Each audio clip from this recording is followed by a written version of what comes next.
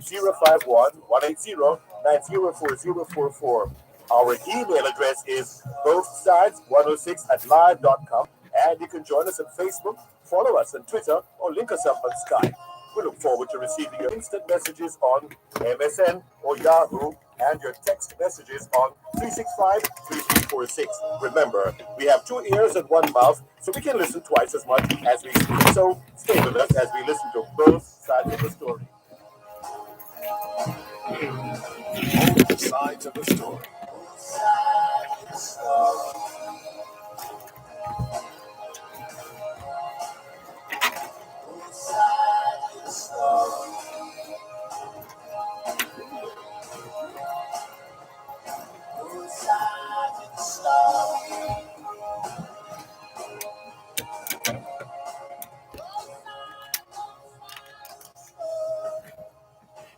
Both sides of the story.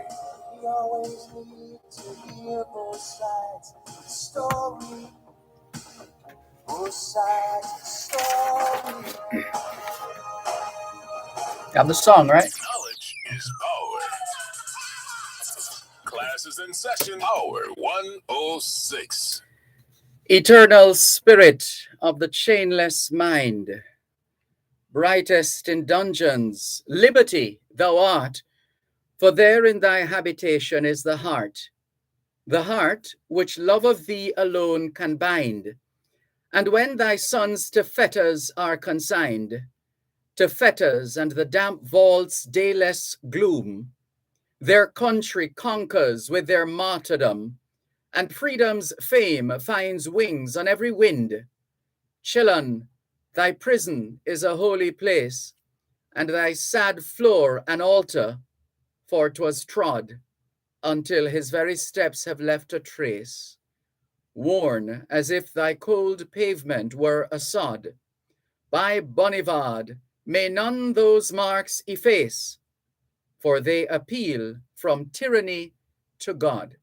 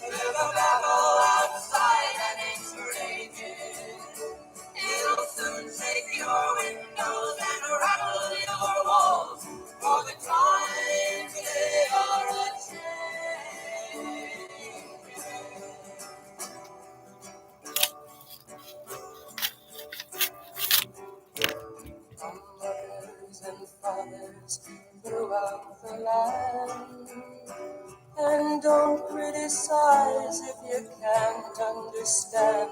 Your sons and your daughters are beyond your command.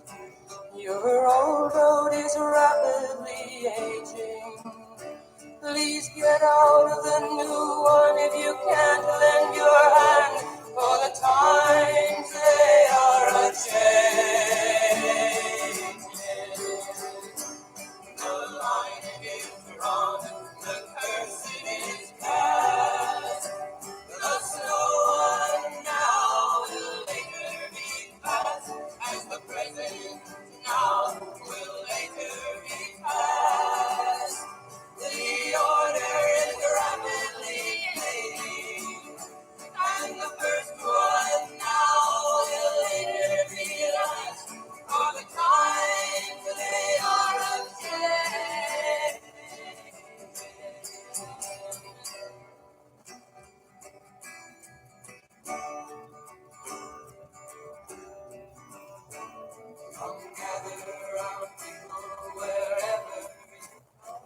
Knowledge is power. Classes in session. Power 106. No man thinks more highly than I do of the patriotism as well as abilities of the very worthy gentlemen who have just addressed the House. But different men often see the same subject in different lights. And therefore, I hope it will not be thought disrespectful to those gentlemen if, entertaining as I do opinions of a character very opposite to theirs, I shall speak forth my sentiments freely and without reserve. This is no time for ceremony. The question before the House is one of awful moment to this country. For my part, I consider it as nothing less than a question of freedom or slavery, and in proportion to the magnitude of the subject ought to be the freedom of the debate.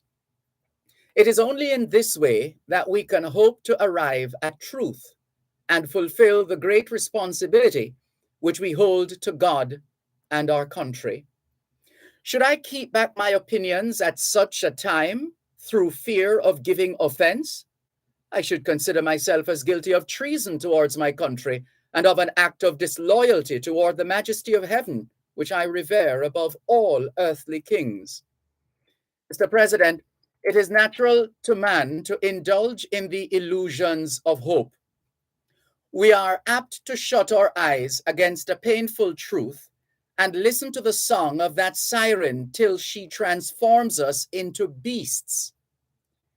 Is this the part of wise men engaged in a great and arduous struggle for liberty? Are we disposed to be of the number of those who, having eyes, see not, and having ears, hear not, the things which so nearly concern their temporal salvation? For my part, whatever anguish of spirit it may cost, I am willing to know the whole truth, to know the worst, and to provide for it. I have but one lamp by which my feet are guided, and that is the lamp of experience. I know of no way of judging of the future but the past. And judging by the past, I wish to know what there has been in the conduct of the British ministry for the last 10 years to justify those hopes with which gentlemen have been pleased to solace themselves and the House. Is it that insidious smile with which our petition has been lately received? Trust it not, sir. It will prove a snare to your feet. Suffer not yourselves to be betrayed with a kiss. Ask yourselves how this gracious reception of our petition comports with those warlike preparations which cover our waters and darken our land. Are fleets and armies necessary to a work of love and reconciliation? Have we shown ourselves so unwilling to be reconciled that force must be called in to win back our love? Let us not deceive ourselves, sir. These are the implements of war and subjugation, the last arguments to which kings resort.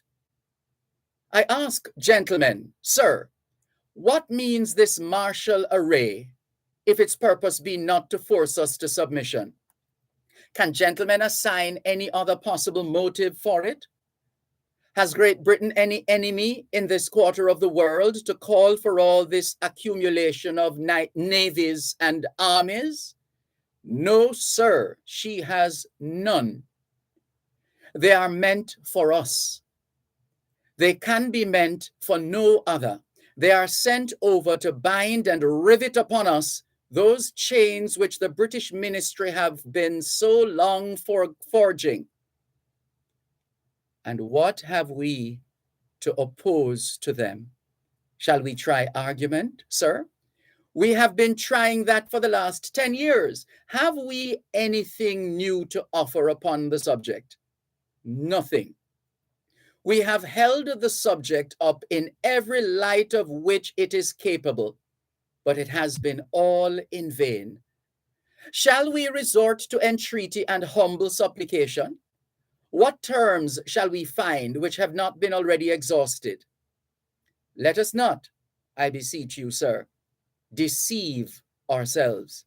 Sir, we have done everything that could be done to avert the storm which is now coming on.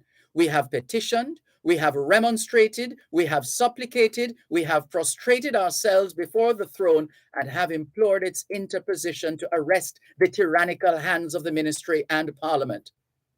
Our petitions have been slighted. Our remonstrances have produced additional violence and insult. Our supplications have been disregarded, and we have been spurned with contempt from the foot of the throne. In vain, after these things, may we indulge the fond hope of peace and reconciliation. There is no longer any room for hope. If we wish to be free, if we mean to preserve inviolate those inestimable privileges for which we have been so long contending, if we mean not basely to abandon the noble struggle in which we have been so long engaged, and which we have pledged ourselves never to abandon until the glorious subject of our contest shall be obtained, we must fight.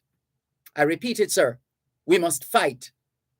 An appeal to arms and to the God of hosts is all that is left us. Come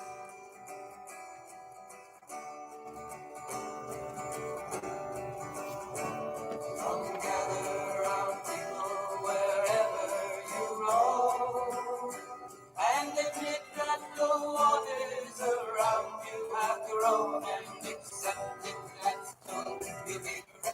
Walk into Marjan's Pharmacy and you will feel better. The service is clearly different. Marjan's Pharmacy, call 876-703-6335. The time by Marjan's Pharmacy is 2:15. Waiting on your receivables. Waiting to purchase raw materials to fulfill your next order.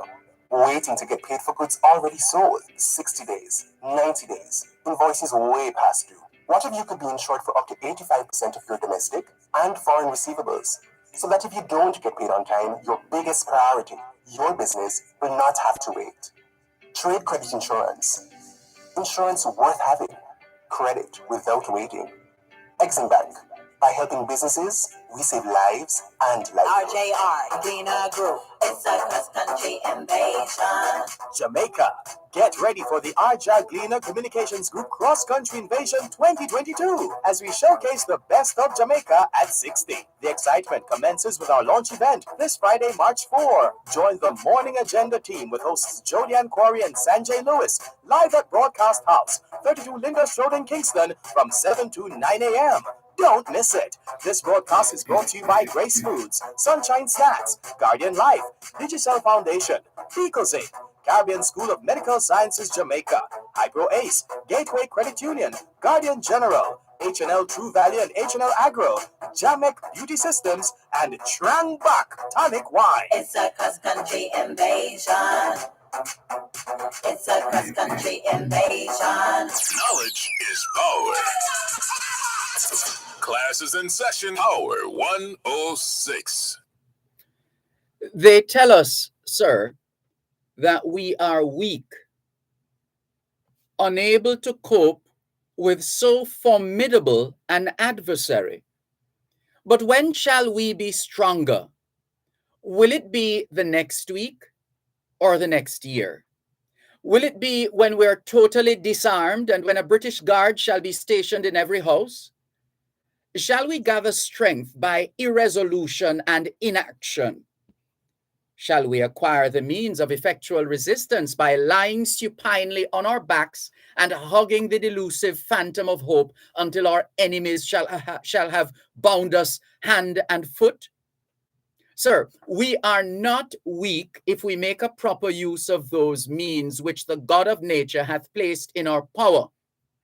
The millions of people armed in the holy cause of liberty and in such a country as that which we possess are invincible by any force which our enemy can send against us. Besides, sir, we shall not fight our battles alone. There is a just God who presides over the destinies of nations and who will raise up friends to fight our battles for us. The battle, sir, is not to the strong alone. It is to the vigilant, the active, the brave. Besides, sir, we have no election. If we were base enough to desire it, it is now too late to retire from the contest. There is no retreat but in submission and slavery. Our chains are forged. Their clanking may be heard on the plains of Boston. The war is inevitable, and let it come. I repeat it, sir, let it come. It is in vain, sir, to extenuate the matter. Gentlemen may cry, peace, peace, but there is no peace. The war is actually begun. The next gale that sweeps from the north will bring to our ears the clash of resounding arms. Our brethren are already in the field. Why stand we here idle? What is it that gentlemen wish?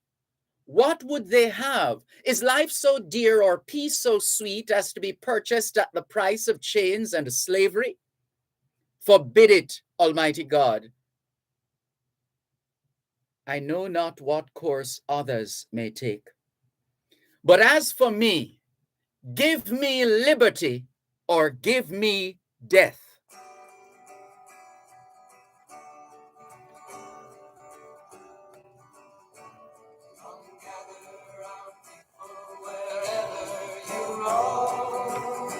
And admit that the waters around you have grown, and accept it that soon you'll be drenched to the bone.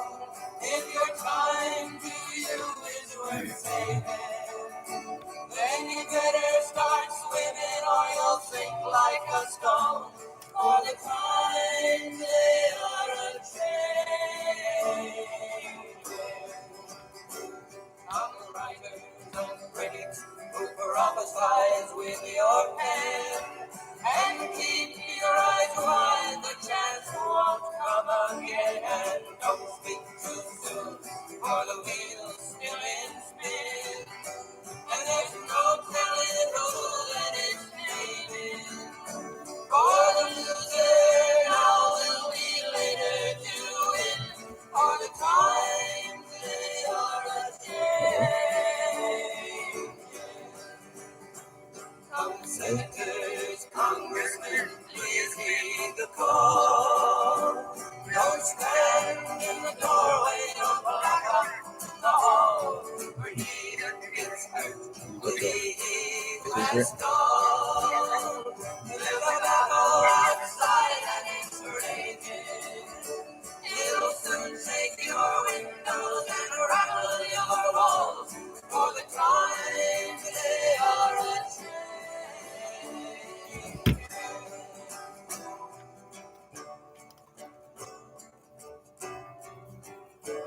From mothers and fathers throughout the land. And don't criticize if you can't understand. Your sons and your daughters are beyond your command. Your old road is rapidly aging. Please get out of the new one if you can't lend your hand. For the times they are a-changing. The line is drawn, the curtain is cast. The slow one now will later be past, as the present now will later be past. The order is rapidly fading, and the first one now will later be last. For the times they are a-changing. We started out this afternoon with Sonnet on Chillon by Lord George Gordon Byron. Sonnet on Chillon, Chillon, by Lord George Gordon Byron. and paired that with The Times They Are A-Changin' by Peter, Paul, and Mary. And then we took you through that most famous speech, "Give me liberty or give me death," a quotation attributed to Patrick Henry from a speech he made to the Second Virginia Convention on March 23, 1775 at St. John's Church in Richmond, Virginia. Patrick Henry is credited with having swung the balance in convincing the convention to pass a resolution delivering Virginian troops from the Revolutionary War. Among the delegates to the convention were future U.S. presidents Thomas Jefferson and George Washington. The times are still changing. Come, senators, congressmen, please heed the call. Don't stand in the doorway, no block up the hall. For he that gets hurt will be he who has stalled. There's a battle outside and it's raging. It'll soon shake your windows and rattle your walls. For the times they are a-changing. It's the International Decade of Healthy Aging, the International Decade of Ecosystem Restoration, the International Decade of Ocean Science for Sustainable Development, the Decade of Action for Road Safety, and 2022 marks the start of the UN International Decade of Indigenous Languages.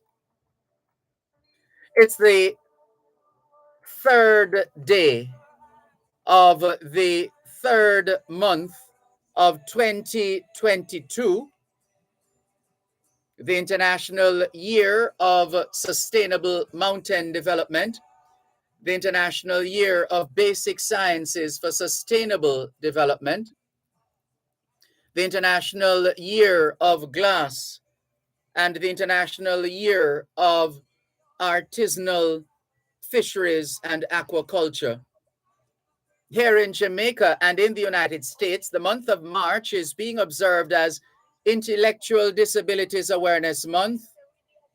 Also in the US, March is Colorectal Cancer Awareness Month, Endometriosis Awareness Month, and Salt Awareness Month. And in the UK, March is also Prostate Cancer Awareness Month. The Declaration of Establishment of Authority of the People is being commemorated in Libya. It's Martyrs' Day in Malawi, Mother's Day in Georgia, National Anthem Day in the USA, a National Day in Bulgaria and Morocco, National Unity Day in Sudan, Haina Matsuri or Doll Festival in Japan, and Fête du Trône in Morocco. Hoy es jueves el 3 de marzo 2022 y les saludamos en cualquier parte del mundo que nos están escuchando en este momento. Estamos muy agradecidos por el don de la vida y el privilegio de servirles en otra edición de su programa Both Sides of the Story, ambos lados de la historia. Nunca vamos a tomar su audiencia por sentado porque sabemos que ustedes tienen otras opciones. Y esta es la razón por la cual jamás olvidamos darle las gracias por elegir Both Sides of the Story, ambos lados de la historia, de lunes a viernes desde las 2 hasta las 5 de la tarde, aquí en Power 106 FM. La misión continúa para educar, capacitar, iluminar y estimular el espíritu empresarial. Bienvenidos.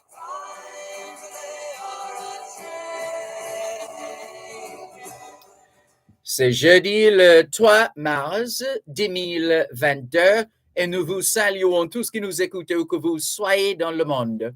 Nous sommes reconnaissants du don de la vie ainsi que du privilège d'être votre service pour une nouvelle édition de votre programme Both Sides of the Story, le pour et le contre. Nous ne considérons pas votre fidélité comme l'un de soi parce que nous savons que vous avez l'embarras du choix. C'est pourquoi nous n'oublions jamais de vous remercier de choisir d'écouter Both Sides of the Story, le pour et le contre, du lundi au vendredi de 2h à 5h de l'après-midi sur notre antenne Power 106 FM. Nous continuons notre mission d'éduquer, d'habiliter, d'éclairer et d'encourager l'esprit d'entreprise. Bienvenue.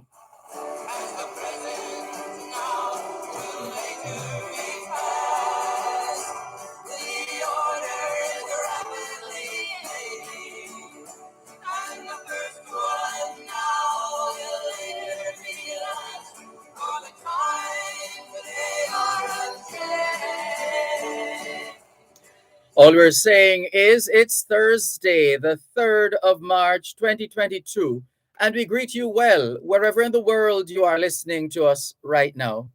We remain eternally grateful for the gift of life and the privilege to serve you on yet another edition of your program, Both Sides of the Story. We don't ever take your listenership for granted because we know you have choices, and that's why we never ever forget to remember to say thanks for choosing to listen to Both Sides of the Story, Monday to Friday, 2 to 5, right here on Power 106 FM. The mission continues to educate, empower, enlighten, and encourage entrepreneurship. Welcome. Good afternoon to those of you listening to us on 106.1, 106.3, 106.5, 106.7, and 106.9. From Moran Point to Negril Point, from the Goat Islands to Galena Point. This is Power 106 FM, serving Jamaica and the diaspora. Hello to those tuned in via the Power 106 FM app, which you've downloaded from the App Store or the Google Play Store. There's more after the break. You're listening to Power 106 FM. The time is now 2:30. The National Irrigation Commission Limited encourages efficient irrigation practices and responsible use of water. By doing so, we will allow the aquifer to be recharged and keep the supply flowing. A message from the National Irrigation Commission Limited. Irrigation, making the difference in agriculture. Treat yourself to famous Jamaican jerk dishes at Sweetwood Jerk Joint. Succulent pork, chicken served with mouth-watering side orders. Sweetwood Jerk Joint, open every day. Call 876-906-4854 or come to 78 Knoxon Boulevard in Kingston in a secured environment. Across from Emancipation Park, all COVID-19 protocols observed. Sweetwood Jerk Joint, the home of Jamaican jerk. RJR, Dina Group. It's a cross-country invasion. Jamaica. Get ready for the RJ Gleaner Communications Group Cross Country Invasion 2022 as we showcase the best of Jamaica at 60. The excitement commences with our launch event this Friday, March 4. Join the Morning Agenda team with hosts Jodianne Quarry and Sanjay Lewis live at Broadcast House, 32 Linders Road in Kingston from 7 to 9 a.m. Don't miss it. This broadcast is brought to you by Grace Foods, Sunshine Snacks, Guardian Life, Digicel Foundation, Picozinc, Caribbean School of Medical Sciences Jamaica, Hydro Ace, Gateway Credit Union, Guardian General, H&L True Valley and H&L Agro, Jamek Beauty Systems, and Trang Bak Tonic Wine. It's a cross-country invasion. It's a cross-country invasion.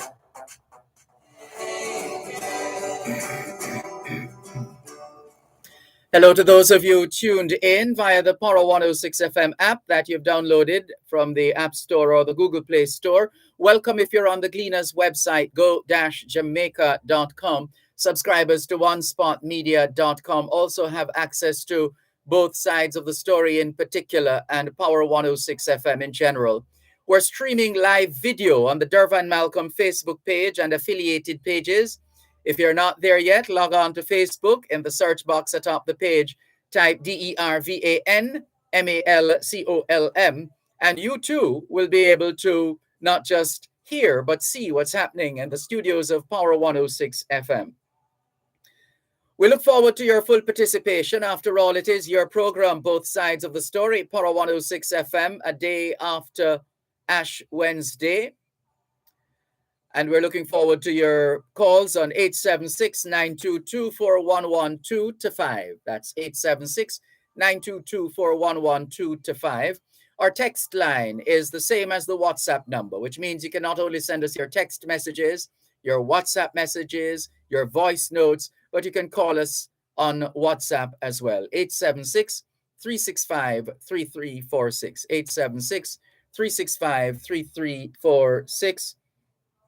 There's a very special lady who is having a birthday today, and I'm sure she thinks we have forgotten, but we remembered it from the moment we got up this morning.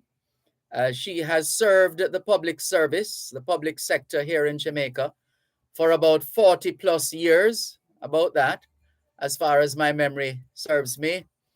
And she continues to be of service to her fellow Jamaicans at home and abroad, because she has a wealth of knowledge and experience in the field of social security. And so whenever we need to brush up on our facts in that regard, we always count on her. And even without us calling, she's always quick to make sure we're on the right track when we're talking social security, because she served in the Ministry of Labor and Social Security for about 40 years. And she continues to serve at her church as well, Saxthorpe Methodist Church. And she is one of the biggest fans of this program, and she monitors other programs as well. She's very well informed. And so let's say hello and happy birthday to Mrs. Elaine Barker. Mrs. Barker, happy birthday to you. Happy birthday to you. And we wish you many, many more. And may you continue to be young at heart. That's our wish for you, Mrs. Barker. And while I can hear Miss Needham in the distance on the WhatsApp line saying a lot of things in the background there. So let's find out what that is all about. Good afternoon, Miss Needham. Hello, Mr. Malcolm. Good afternoon.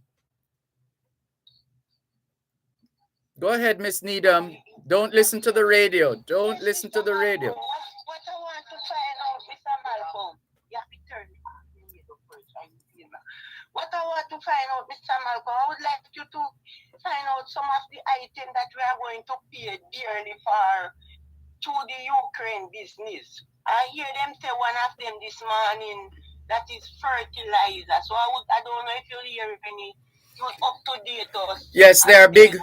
Ukraine are big producers of fertilizers. So too Russia. In fact, both Ukraine and Russia they produce most. I don't want to say most at this stage. I'm trying to remember the percentage, but a significant amount of wheat is produced by both Ukraine and Russia. They are significant players, and not to mention oil and the implications. Now $110 per barrel of oil, and it will have implications as well for some of the perhaps regular items we were accustomed to. We weren't even sure where they were made.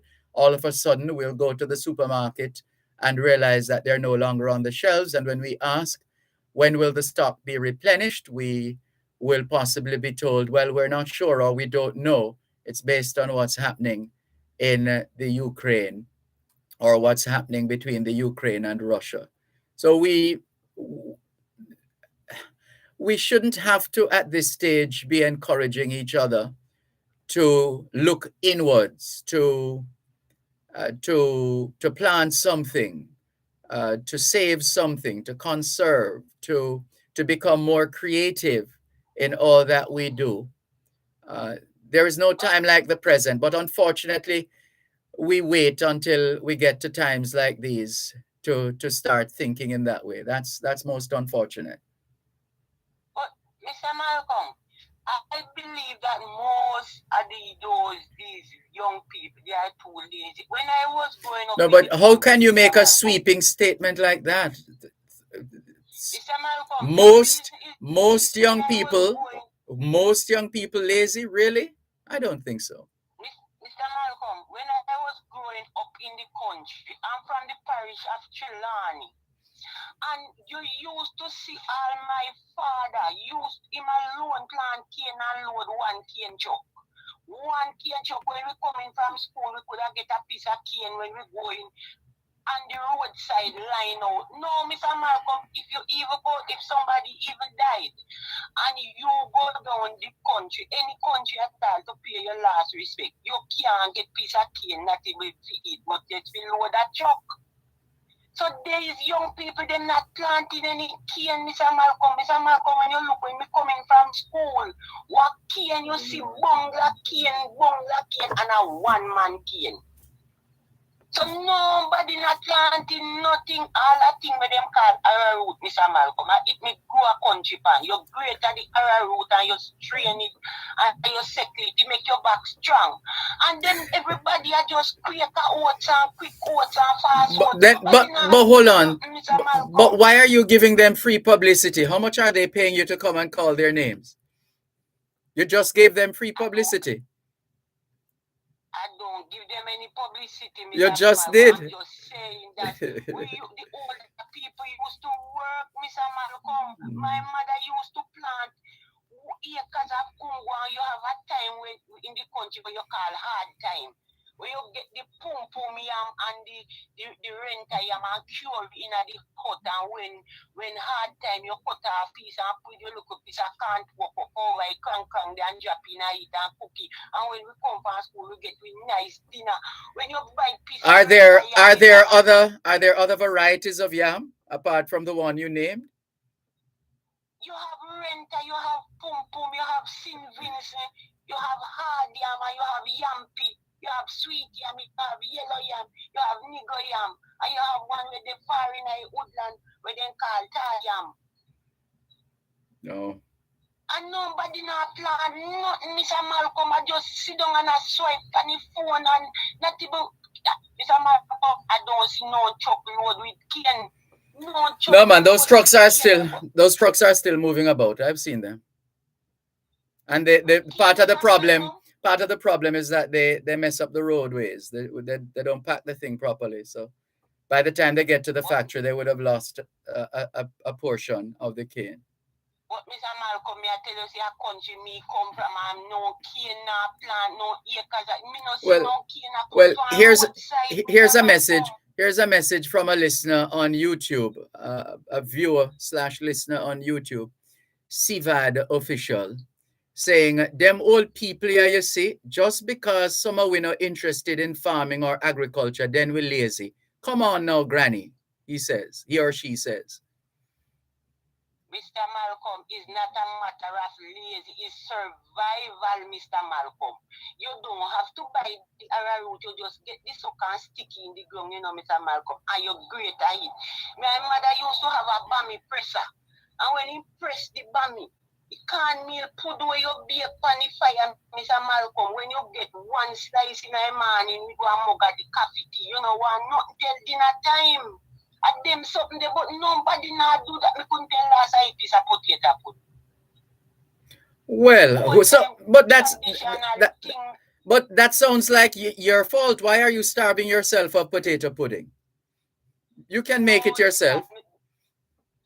Yes, I can make it myself, Mr. Malcolm, but I'm just saying to our listen over the news and them say this raise and that raise. I'm saying the older people in the country used to farm.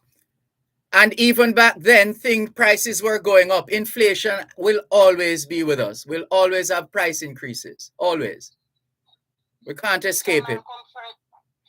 But we can minimize the impact on our lives and our general standard of living by virtue of how we behave individually and collectively. The decisions we make, the choices we make individually and collectively are key to our survival. Mr. Malcolm, you know one time when I was in the country, I don't leave country still. But you have all your common phone egg when you can get when you raise and get your come. You go boil the food in a pot and throw it out the door and the phone pick you up, Mr. Malcolm. They don't have no time for that for them say they are now burn up a fire. You just get some salt and throw it on it cook them when you good. Sometimes you will eat salt to it, you can't eat peace out of it. So when him go say granny, we must understand what I'm saying. I never say them lady, I say most of them, Mr. Malcolm. And then Yeah, but when you plant it, they say no, but how can you say most of them? That's what I'm saying. Did you do a survey? Did you canvass the people? I do a survey the while, Mr. Malcolm. Them not working. How many people have you surveyed? Under them bottom, Mr. Malcolm. Them jot down the pants under them bottom. Top up it with pure cursive and the cellular phone I walk with. But that's a different subject. That's a different subject now. But they're not work, Mr. Malcolm. I'm telling you how I go. But I see a lot of the same people. As much as I'm not a fan of males wearing their underclothes, overclothes, if you get the picture. These are, I've seen scores of these young men every afternoon going home from work. They work on a lot of the construction sites that are around the place, among other things. They're busy working. They might not be farming, but they're working. They're working, Mr.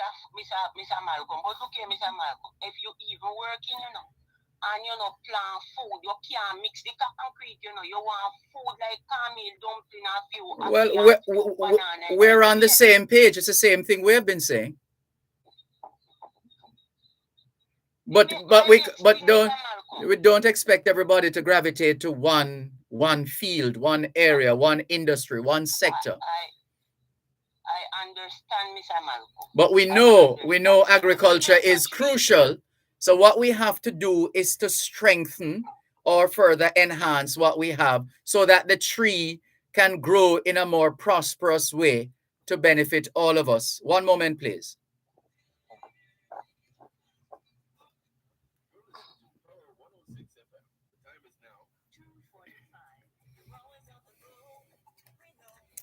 I'll let you know when.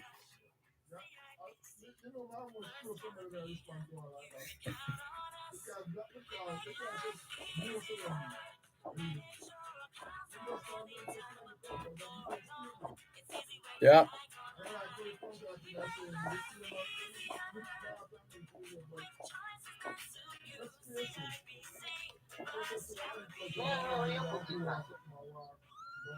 Mm-hmm. Yeah. Absolutely. Mm-hmm. Mm-mm. Exactly.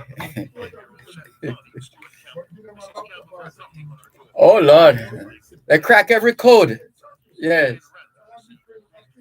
Yes. Yeah. He's perfectly correct. Perfectly correct. Yeah.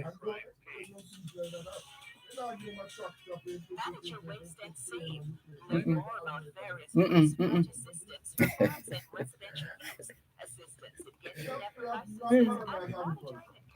Oh, it has, yeah, it's a lot of lip service over the years. Uh-huh.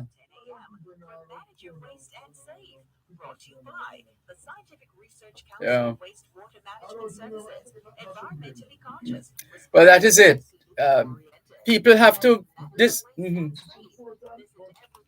Yeah.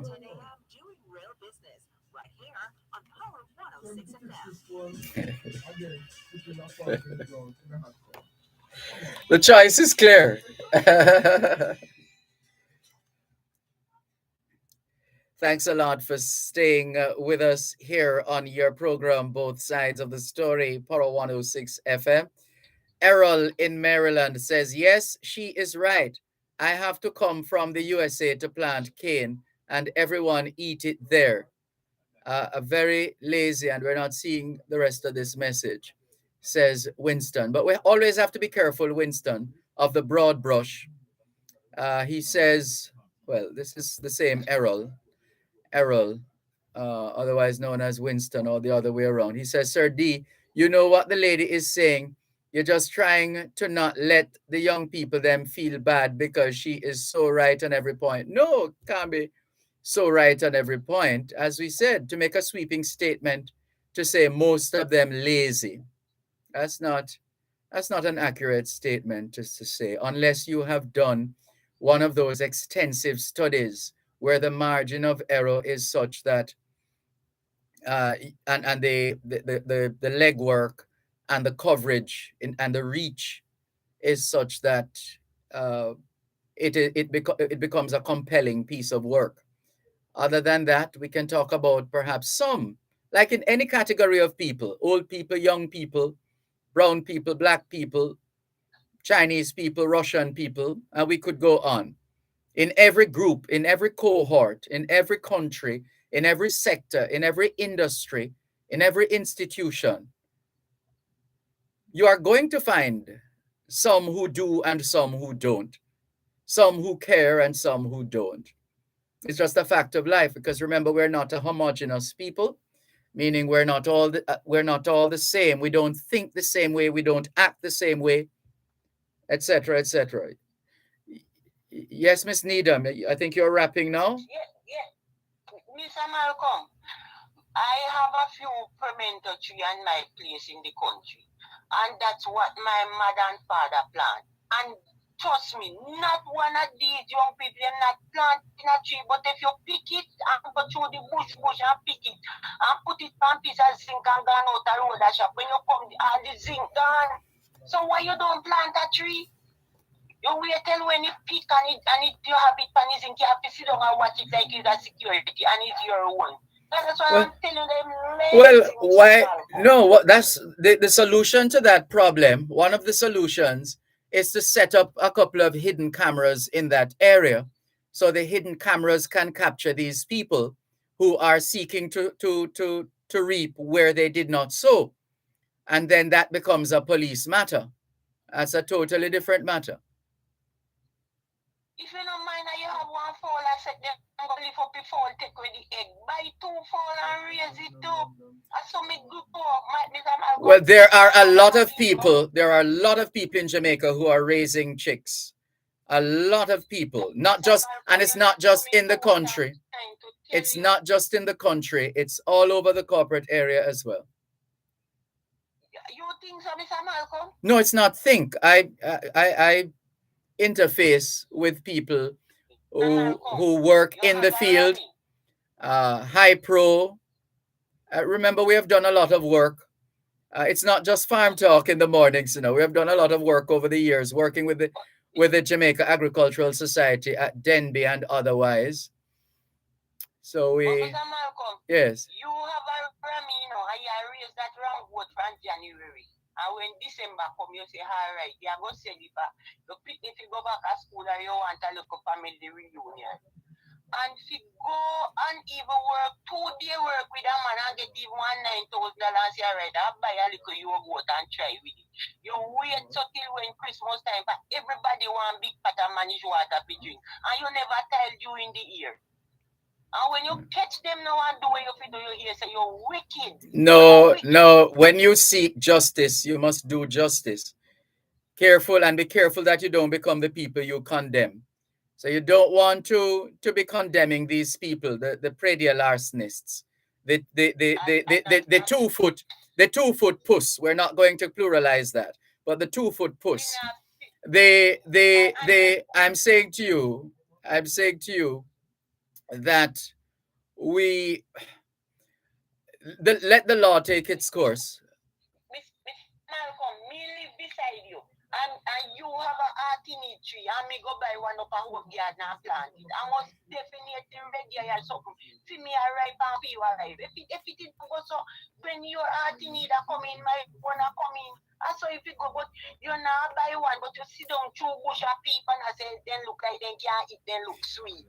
Well, plant one too. Yeah, well, you can also set up technology to catch those who are engaged in predial larceny, those who are stealing. Mr. Malcolm, the whole truth of it is not the camera. the camera is number one, but go do something, go plant a tree to buy a heart in it, so By all means, but if they're not doing that, then they should be prepared to be caught on camera. This is my few words for the day, Mr. Man. Thank you for the call, Ms. Needham. All the best. Oh, okay, sir. All right, take care. As we indicated, bye-bye, take care. As we indicated earlier on, Elaine Barker is celebrating her birthday today. And we have a very special song for you, Mrs. Barker. Listen up.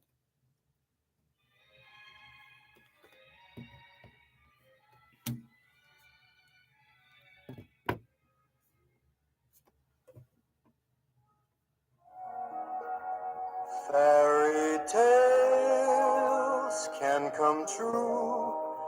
It can happen to you if you're young at heart. For it's hard, you will find, to be narrow of mind if you're young at heart. You can go to extremes with impossible schemes. You can laugh when your dreams fall apart at the seams. And life gets more exciting with each passing day.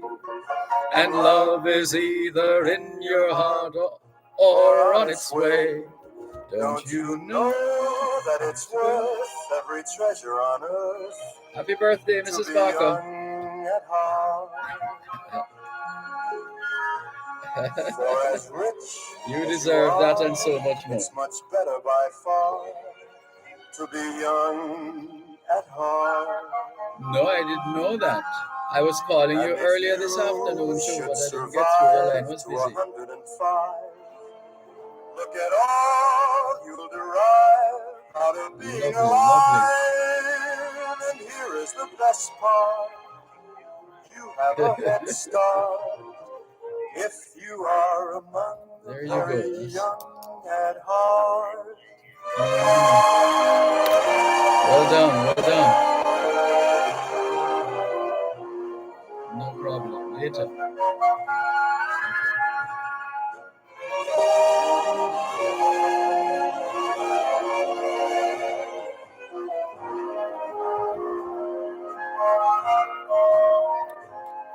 And if you should survive to 105, look at all you derive out of being alive. And here is the best part. You have a head start if you are among the very young at heart.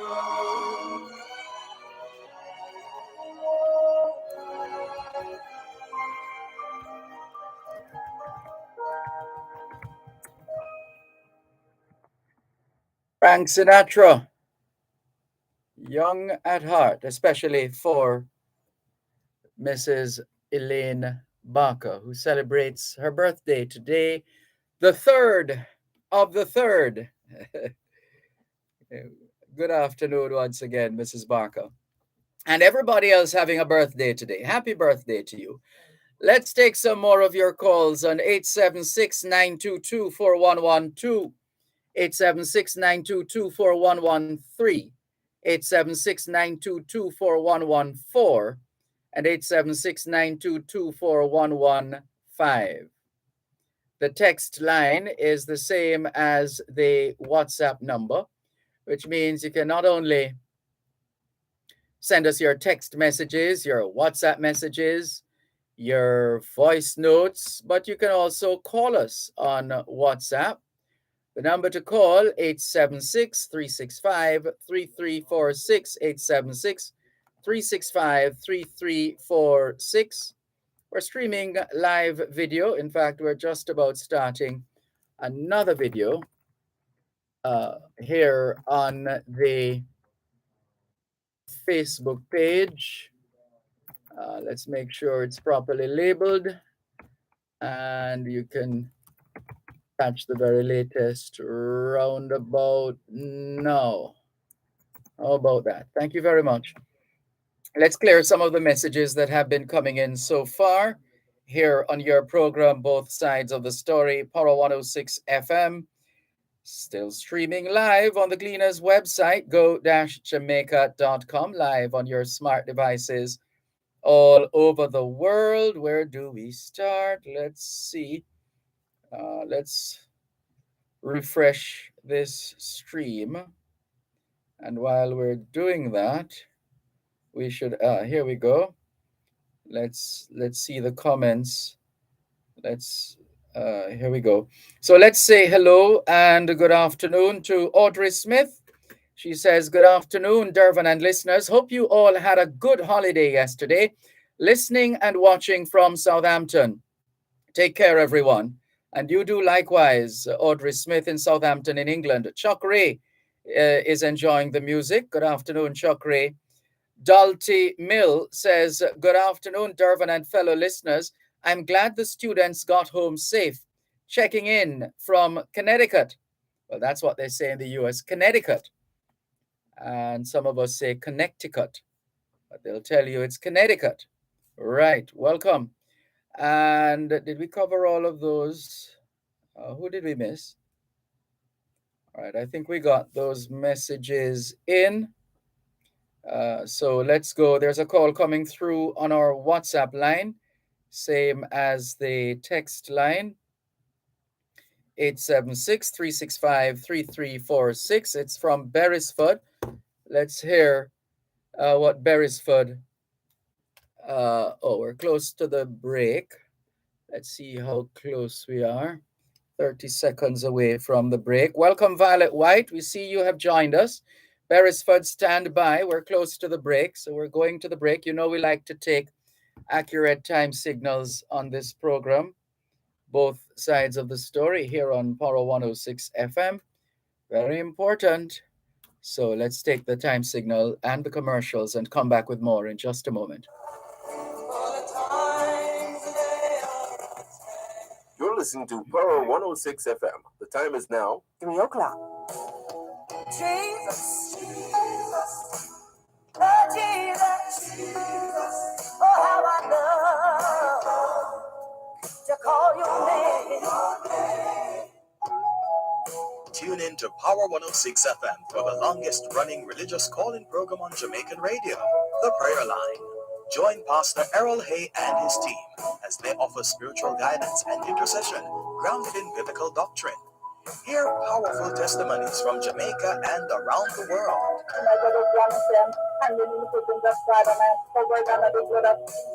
The Prayer Line, a source of support and inspiration in these trying times. That's The Prayer Line on Power 106 FM, Sundays at 6:30 p.m. Join us. You shall live and declare the works of the Lord. Amen. You shall be a living testimony. You're on the Lord's side.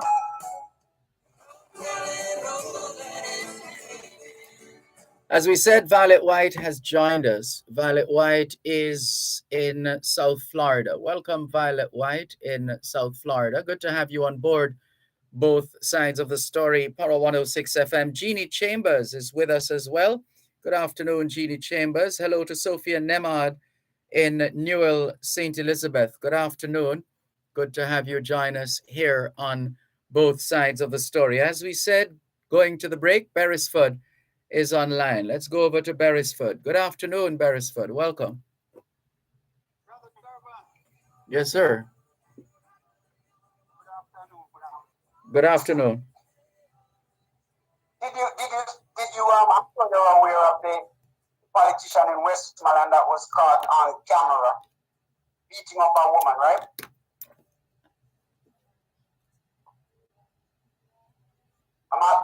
Are you aware of it? I'm sure, right? All of us are aware of that video. But remember, notwithstanding all that we know, there is still the matter of the kind of evidence that would cause that situation to be taken to another level. you would understand that people are not going to incriminate themselves. And so people take indifferent positions. And so they'll just have to deal with the consequences. And there are consequences that have been flowing already. And it no doubt will get to a stage when the conscience will kick in, whether on its own or getting some prodding here and there, as we've been seeing recently, in terms of people not being welcomed in certain places. My late mother used to say, time longer than rope. And so, yeah. So it is. So in light of all you just said, right? How then would camera that lady that you just called? Well, if your camera is not good enough, if you put up a low grade camera, you're going to get low grade images. Simple. So what kind of camera you think the farmer put like out in the bushes like? That information it's at your fingertip. You can Google it. Best CCTV cameras. Google and you will see. All right. So you're saying that maybe it's the quality. It's not maybe. It's not maybe. It's not maybe. So what the quality of the camera? Why Mr. Wright was not? They couldn't hold him responsible. Like the parliamentarians and all those people, would you say? I think the speaker was saying that she couldn't identify that it was definitely him. Yeah, we've actually been over this already, and I think we all know what we know. And there are certain actions that have been taken already, and we have no doubt that there is more to come. Yeah, but I'm not really trying to go back, and I'm just using that to stipulate some things because I don't see where cameras would help. The cameras have been working in Jamaica. You haven't been paying attention to the instances in which footage has been used to bring people to justice. It's been happening here in Jamaica. It's been happening. I'm afraid they're not. If I'm up there last week, I'm going to teach people something. When we go in there, we just camouflage. I bring up something to cover up the camera or something. I'm saying cameras are not a panacea. And we need more smart. Well, you weren't listening. You obviously haven't been listening. We did say one of the solutions to the problem, but you didn't hear that. You heard what you wanted to hear. Oh, no, well, okay. I apologize if I didn't get that inference. But that lady made so much sense. With fertilizer and all of that kind of stuff. Back in the day when she was talking about pum pum yama and all of those things. Oh, you would have to come here. You would have to come here and repeat it. Eh? It's a good thing. It was named based on the sound of the yam, the sound, like the sound of pan. Let me ask you, all right, one story I'll give you. When I was in the 3rd grade in elementary school, right? We had a poem called Inky. And when it got to the word, that word, Inky, you naughty, P-U word, all of us kids shied down with it. You know, the teacher said, what a good thing your line isn't that good, because we don't need to be going there right now. It's daytime radio. Free to air radio. No, well, I'm not going to talk word for that, but I'm just saying, was something wrong? Teacher beating us word, and she said we had smarty minds as kids. How could we not want to say the word? Inky, you naughty, and whatever the word was. So, would you have had a problem with that teacher's approach? Well, if you listen to this program often enough, you will hear us say that technically speaking, there is no such thing as a bad word. What happens in every society is that they create, the people in the respective nations, societies, create what are called social constructs. So based on the history, culture, heritage of that particular group of people, they make a determination that certain things are inappropriate. And it is on that basis why we're not supposed to use certain words in certain spaces, especially public places, etc., etc. It's the what? It's not against the Broadcasting Commission, is it? You like that particular word in itself? I just want to usage. Yeah, well, we wouldn't allow you to use it here. And even if you thought you did, we have the technology to stop it from going out on air. Okay. No, that's fine. I mean, I want to obey the rules, brother. Yeah. No, when it comes to fertilizer, most people in Jamaica, they clear the land and burn the debris, which is a total waste of resources.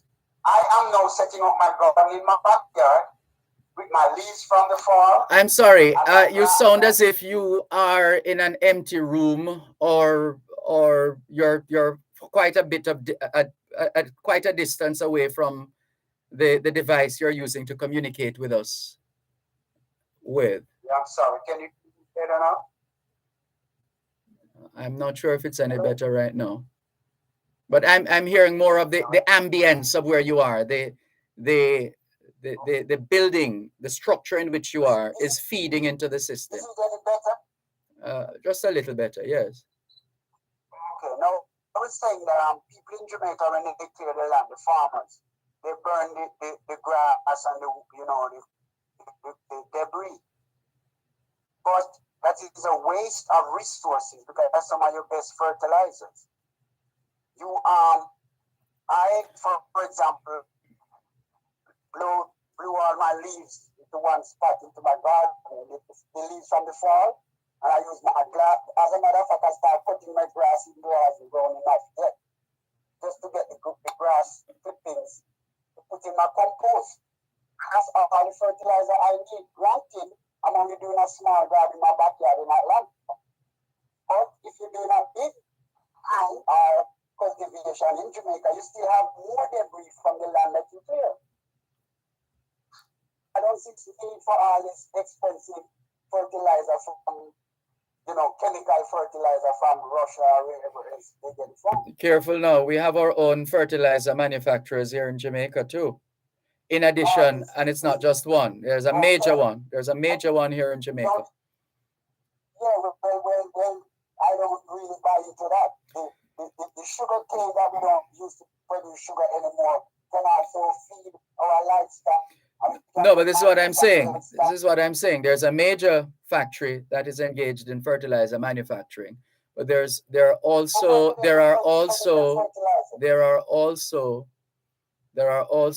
other individuals who are providing organic fertilization and are making some decent dollars from it as well. Well, the farmers need to help themselves by using what they are. And farmers would know that, and farmers do that. Last week, this time I was in, well, not this time, but just over a week ago, I was in St. Elizabeth. And as usual, I'm always happy to see the fruits of the labor of the farmers in St. Elizabeth. Everything just so orderly and organized and structured and very well put together. And they're making it with or without the kind of water resources that they need. All right. Now that you touch on water, Brother Dervan, I live in Atlanta, Georgia. My water supply comes from Lake Lanier. Lake Lanier is a man-made lake made by Army Corps of Engineers by just backing up the ravines in the hills above Atlanta.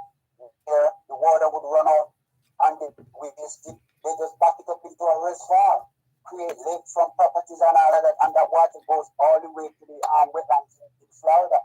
Why Jamaica has so many hills and those features that we could just come up these areas and every little town could have its own reservoir. I know what I'm talking about because I worked in the New York City Water Supply Department. I ran every single reservoir in New York. Why we can't do what New York does and get your water from the tap? No, we need to do what suits us here in Jamaica. There is what is it now? There's a quotation from, oh gosh, Simon Bolivar, which I think is appropriate at this time. Uh, he said, "Do not adopt the best system of government, but the one that is most likely to succeed." In other words, it's all well and good that this country is doing that, that country is doing this, etc., etc. But we can't take one fat and fry everybody.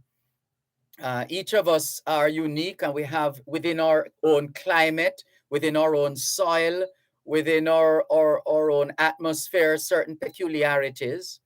And therefore, we must fashion a solution or solutions which take cognizance of those features, unique and otherwise, within the immediate environment. One last point, Brother Dervan. I hope you're not saying that to buy expensive pumps and expensive fuel and some repairs for these pumps and wait until the water gets down to the valley and we pump it back up to the hilly areas where most Jamaicans live.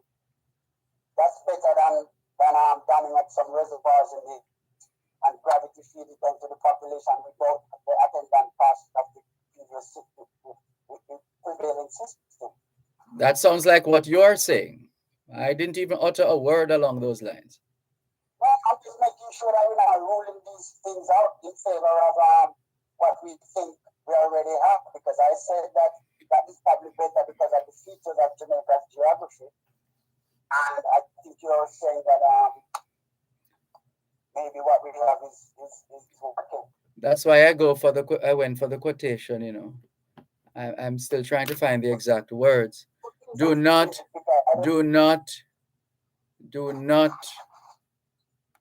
put in place.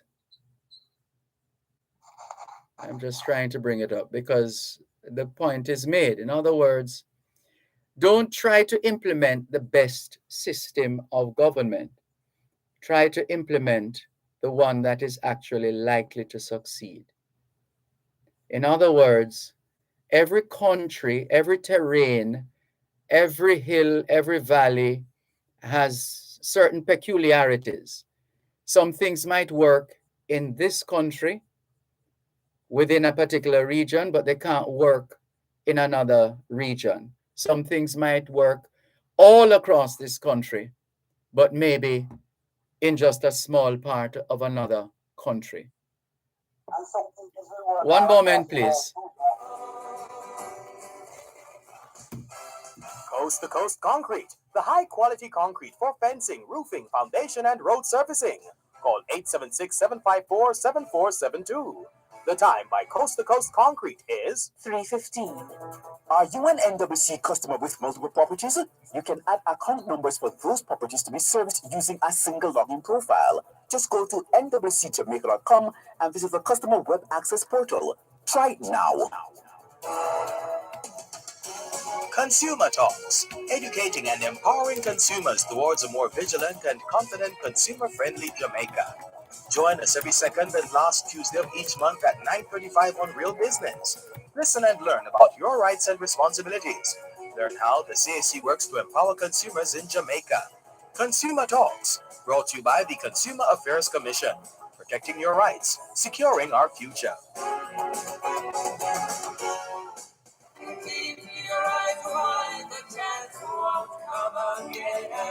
The exact quotation is, "Do not adopt the best system of government, but the one most likely to succeed." Do not adopt the best system of government, but the one most likely to succeed. Again, every culture is different. Every country is different. And there are peculiarities. There are some things that can work brilliantly here in Jamaica, but fail miserably in the Dominican Republic, for example. So it's a matter of us being discerning, to be able to identify, to know inside out those things that are functional, those systems, processes that are functional in this society, and therefore craft a solution that takes into consideration the vagaries of operating in this environment. It's like orchids. We have to be careful how we treat orchids. There are certain conditions. Yes. The laws of gravity works the same way, and if you want to stop water from escaping those fundamentals, that you have to use things that will keep it, like liners, and it could be mud, it could be grass, it could be just the natural feature of the valleys.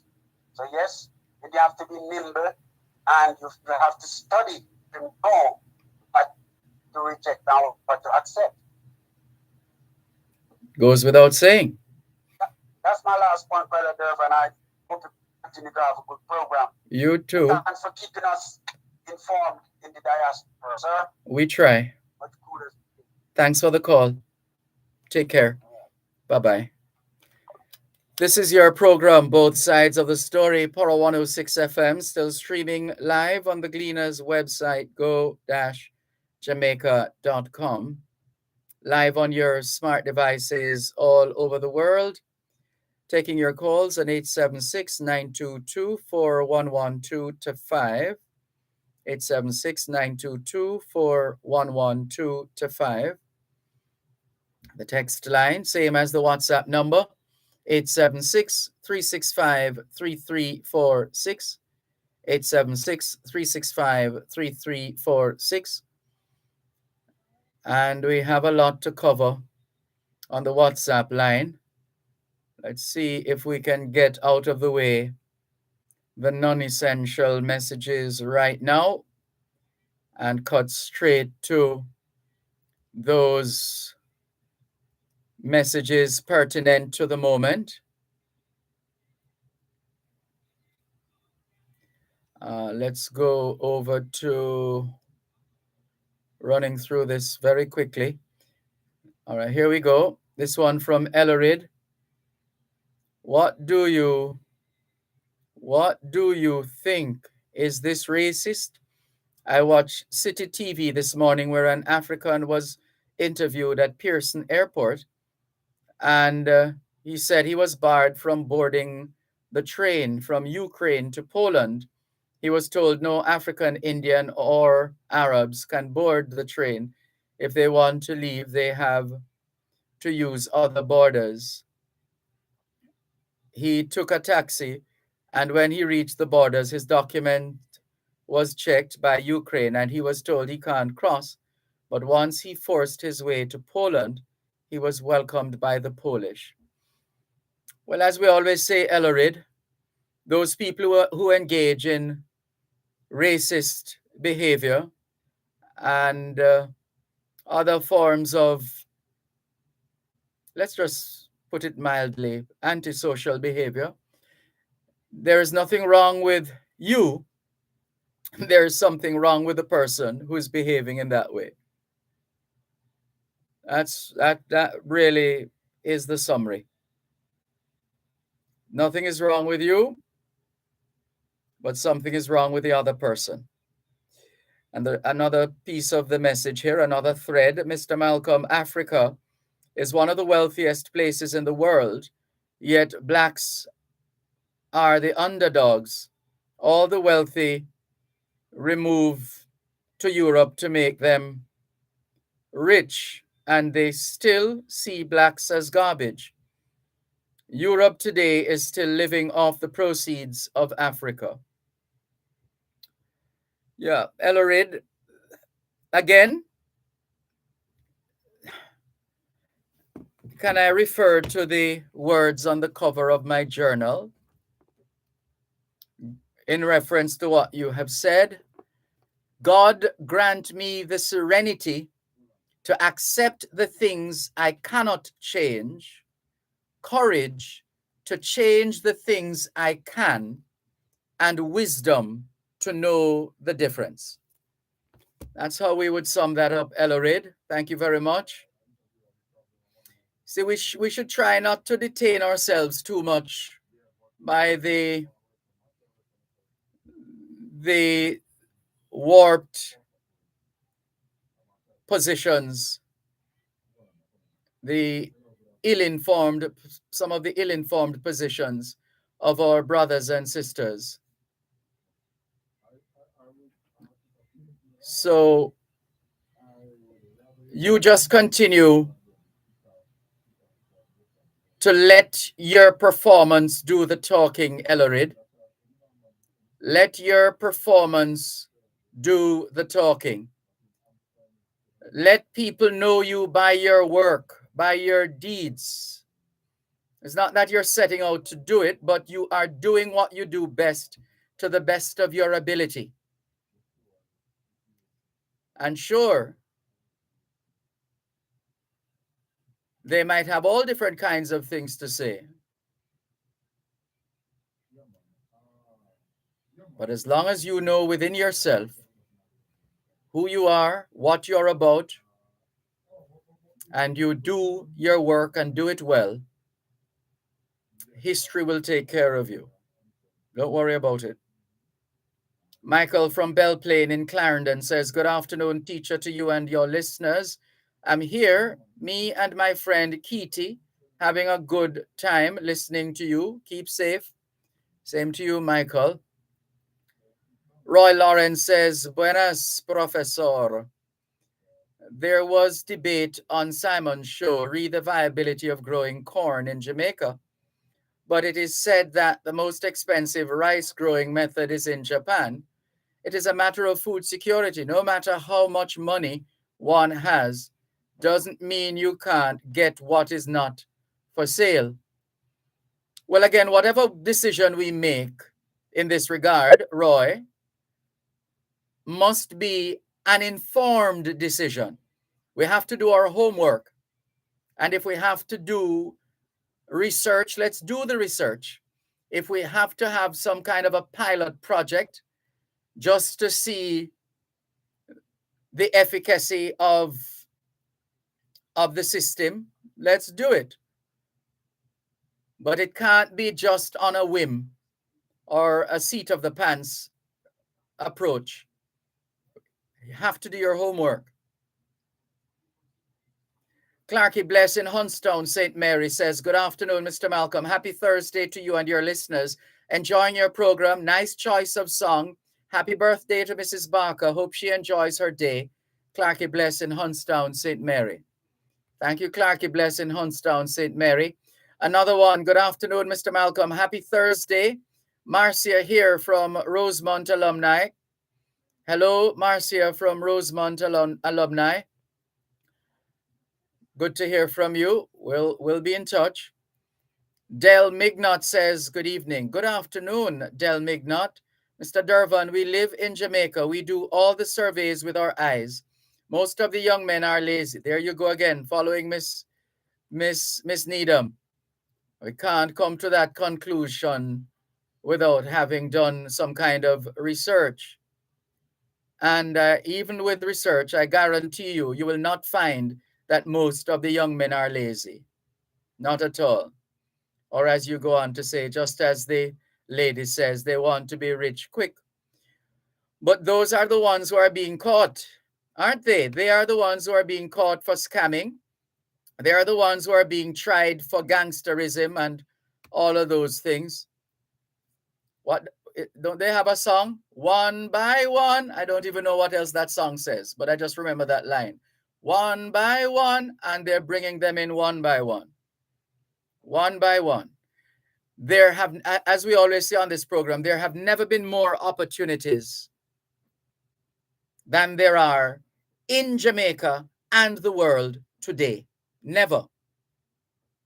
So there are no excuses when it comes to finding something meaningful and legal to do. No excuses. Absolutely none. With the kind of talent that we have in this country. No excuses. And there are opportunities. Many. And we can say that because we have done our homework Let's go to the phone lines. 876-922-4112 to 5. Good afternoon. Thanks for calling. Yes, sir. Good day to you. Good day to you.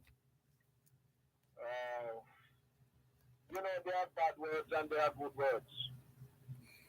I don't agree whomever said there's no bad words. I don't agree with them because you cannot know that their words are good if you don't have bad to measure them. But listen again, Raskaba. Listen carefully. Listen carefully. I shall say this only once. From Alo Alo. No word is bad. The word takes on the character of its environment. In other words, in Jamaica, we have a whole string of fabric for curse words, a whole string of it. It's all about the fabric, right? We have a whole string of those. When I was in San Francisco, California, first time I ever traveled many years ago as a student on a cultural exchange program, watching MTV from my hotel room, and this fellow was DJing, and it was a string of expletives, Jamaican bad words, and that was the essence of his recording. Those words meant absolutely nothing to the people in America, or except for those who have any connections to Jamaica and are familiar with Jamaican curse words. Those words are bad, are considered bad in Jamaica because of what is called a social construct. The society agrees over time, the society agrees on what is acceptable and what is not. There was a time, for example, where teachers, once they were pregnant and it started to show, they could not go to school in this country. They could not go to teach. They have to stay away from school. That was because of that social construct in Jamaica at the time. Now we're living in different times. We have evolved. So it's okay now to see teacher pregnant. Hello. One moment, please. We need to take a break. Importers provide proper invoices for customs when presenting goods for examination. This could prevent delays during clearance. The time by the Jamaica Customs Agency is 3:30.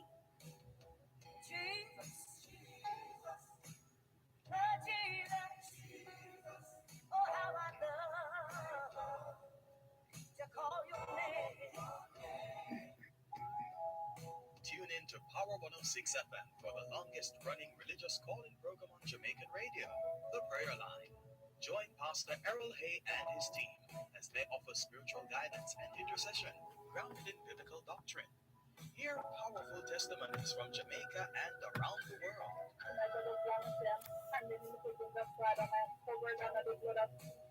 The Prayer Line, a source of support and inspiration in these trying times.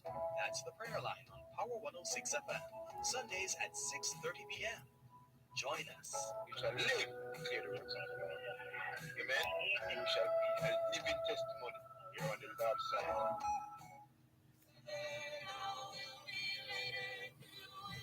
Yes, Raskava, your time.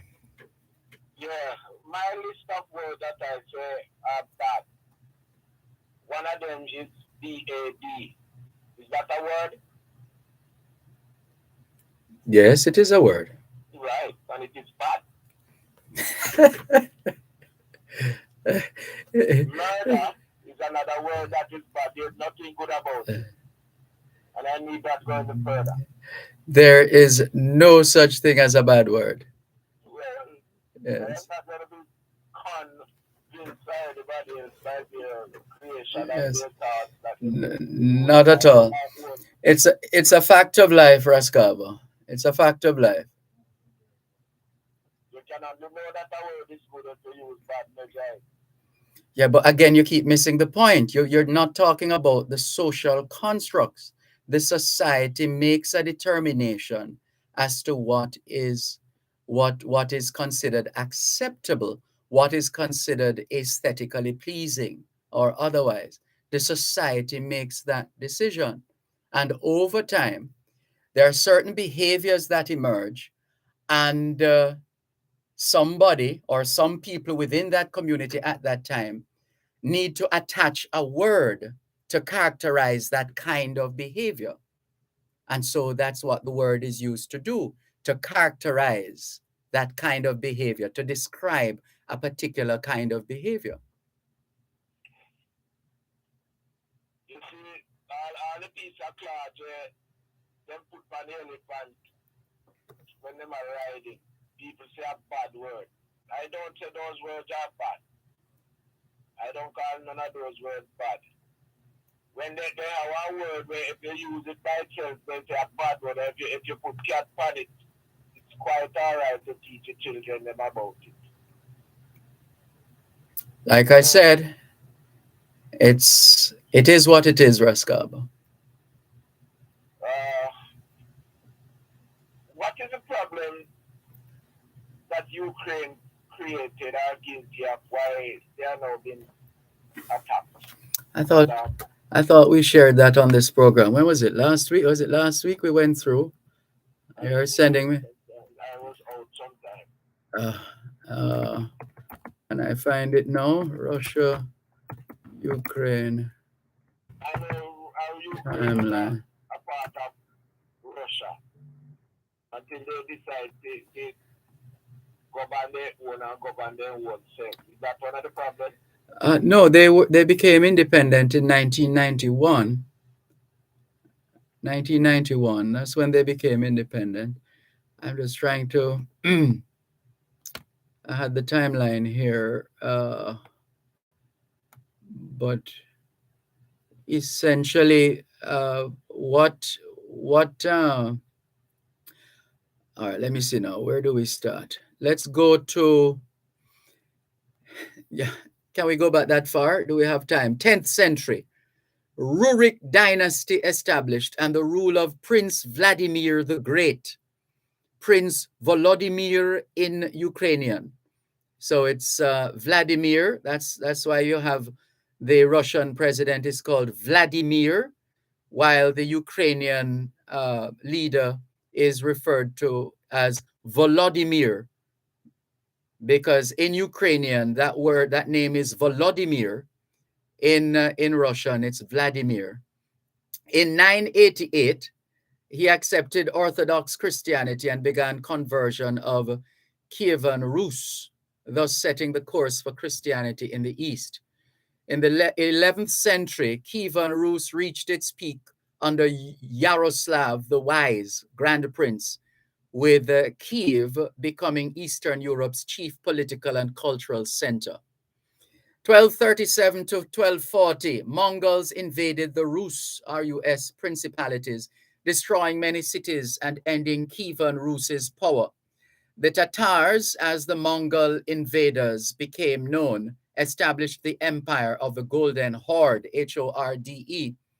1349 to 1430, Poland, and later the Polish-Lithuanian Commonwealth, gradually annexed most of what is now Western and Northern Ukraine.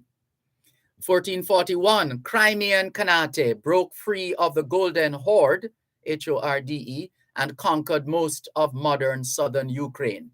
1596, Poland established Greek Catholic or Uniate Church in union with Rome, which comes to predominate in Western Ukraine. The rest of Ukraine remained overwhelmingly Orthodox. 1648 to 1657, Cossack uprising against Polish rule established Hetmanate, regarded in Ukraine as the forerunner of the modern independent state. Hetmanate, I should have said. 1654, Treaty of Pereyaslav, beginning the process of transforming Hetmanate into a vassal of Russia. 1686, the Treaty of Eternal Peace between Russia and Poland ended 37 years of war with the Ottoman Empire in what is now known as Ukraine, and the partitions the Hetmanate, Hetmanate, Hetmanate. 1708 to 1709, Mazepa, Mazepa uprising attempted to free the Eastern Hetmanate from Russian rule during the prolonged Great Northern War that ranged Russia against Poland and Sweden at the time. 1764, Russia abolished the Eastern Hetmanate and established the Little Russia Governorate as a transitional entity until the full annexation of the territory in 1781. Russian rule, 1772 to 1795, most of Western Ukraine was absorbed into the Russian Empire through the partitions of Poland. At 1772 to 1795, most of Western Ukraine was absorbed into the Russian Empire through the partitions of Poland. 1783, Russia took over southern Ukraine through the annexation of the Crimean Khanate. I think it would be pronounced Khanate or something to that effect. All those was done by force, by a war, by capturing, invasion, or it was agreed on by both countries. Whatever means would have been appropriate or necessary at the time were taken to fulfill the needs of, in this case, Russia. But one would have to read deeper to find out exactly the means. But as to put it in perspective, naturally it would be whatever means would have been necessary at that time, and whatever tools were employed or would normally be employed in taking such actions naturally would have been employed by Russia in 1783. What those are, we can.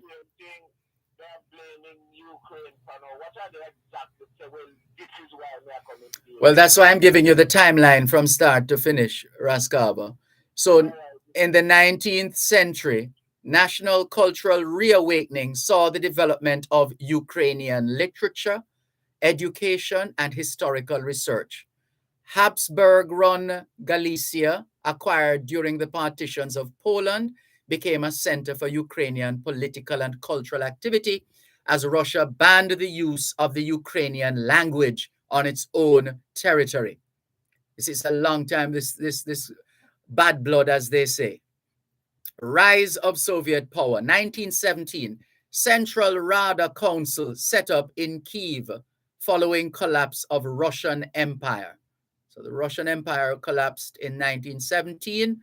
The Central Rada Council was set up in Kiev following the collapse of the Russian Empire. 1918, Ukraine declared independence. 1918. Ukraine declared independence in 1918. Numerous rival governments vied for control for some or all of Ukraine during ensuing civil war. So there's your answer in terms of it would have to have been by some kind of a war. 1921, Ukrainian Soviet Socialist Republic established when Russian Red Army conquered 2/3 of Ukraine. Western third became part of Poland. 1920s, the Soviet government encouraged Ukrainian language and culture within strict political bounds, although this process was reversed in the 1930s. 1932, millions died in a man-made famine during Stalin's collectivization campaign, known in Ukraine as the Holodomor, Holodomor. 1939, Western Ukraine was annexed by Soviet Union under the terms of the Nazi-Soviet Pact. 1941, Ukraine suffered terrible wartime devastation as Nazis occupied the country until 1944. More than 5 million Ukrainians died fighting Nazi Germany. Most of Ukraine's 1.5 million Jews were killed by the Nazis. Also in 1944, Stalin deported 200,000 Crimean Tatars to Siberia and Central Asia following false accusations of collaboration with Nazi Germany. 1954, in a surprise move, Soviet leader Nikita Khrushchev, and that's where that name comes from in the song, Who did that song? Was it Elton John? Oh, Nikita, you don't da da da da da. Nikita, yeah. 1954, in a surprise move, Soviet leader Nikita Khrushchev transferred the Crimean Peninsula to Ukraine. In a surprise move, I'm repeating, 1954, in a surprise move, Soviet leader Nikita Khrushchev transferred the Crimean Peninsula to Ukraine. Armed resistance to Soviet rule ended with capture of last commander of Ukrainian insurgent army. That's another happening in 54. The 1960s, there was an increase in covert opposition to Soviet rule, leading to repression of dissidents in 1972. 1986, a reactor at the Chernobyl nuclear power station exploded, sending a radioactive plume across Europe. Desperate efforts are made to contain the damaged reactor within a huge concrete cover. 1991, here's independence again. Remember we said independence in 44? Well, independence in hold on, where did I share the information earlier on? Quickly. But the point is, it's you're seeing where the first time, right, the first time Ukraine declared independence was 1918. Ukraine declared independence in 1918. Numerous rival governments vied for control for some or all of the Ukraine during ensuing civil war. And then when we fast forward to 1991, we find Ukraine declares independence following attempted coup in Moscow. That's 91. We're coming closer to the end in a moment, Raskava. In 1990s, about 250,000 Crimean Tatars and their descendants returned to Crimea following the collapse of the Soviet Union. Bear with us a little while longer. Let's just take the commercial break and complete the history to take it up to 2022.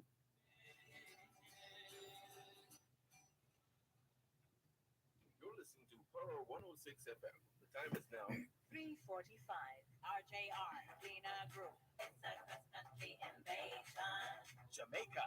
Get ready for the Archar Gleaner Communications Group Cross Country Invasion 2022 as we showcase the best of Jamaica at 60. The excitement commences with our launch event this Friday, March 4. Join the Morning Agenda team with hosts Jodian Quarry and Sanjay Lewis live at Broadcast House, 32 Lindros Road in Kingston from 7 to 9 a.m.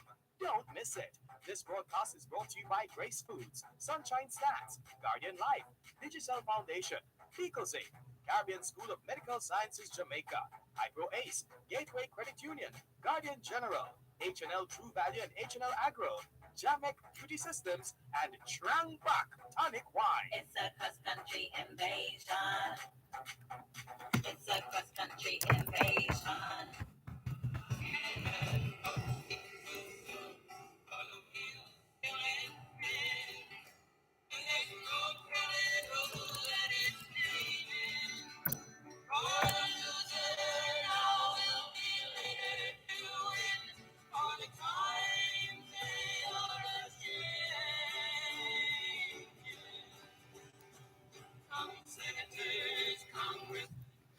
Thanks a lot for staying with us. Thanks for your patience. We're just trying to go through as quickly as we can the series of events leading to where we are today as far as the Ukraine and Russia are concerned. So we're at in the 1990s. We read that already. 1994 presidential elections.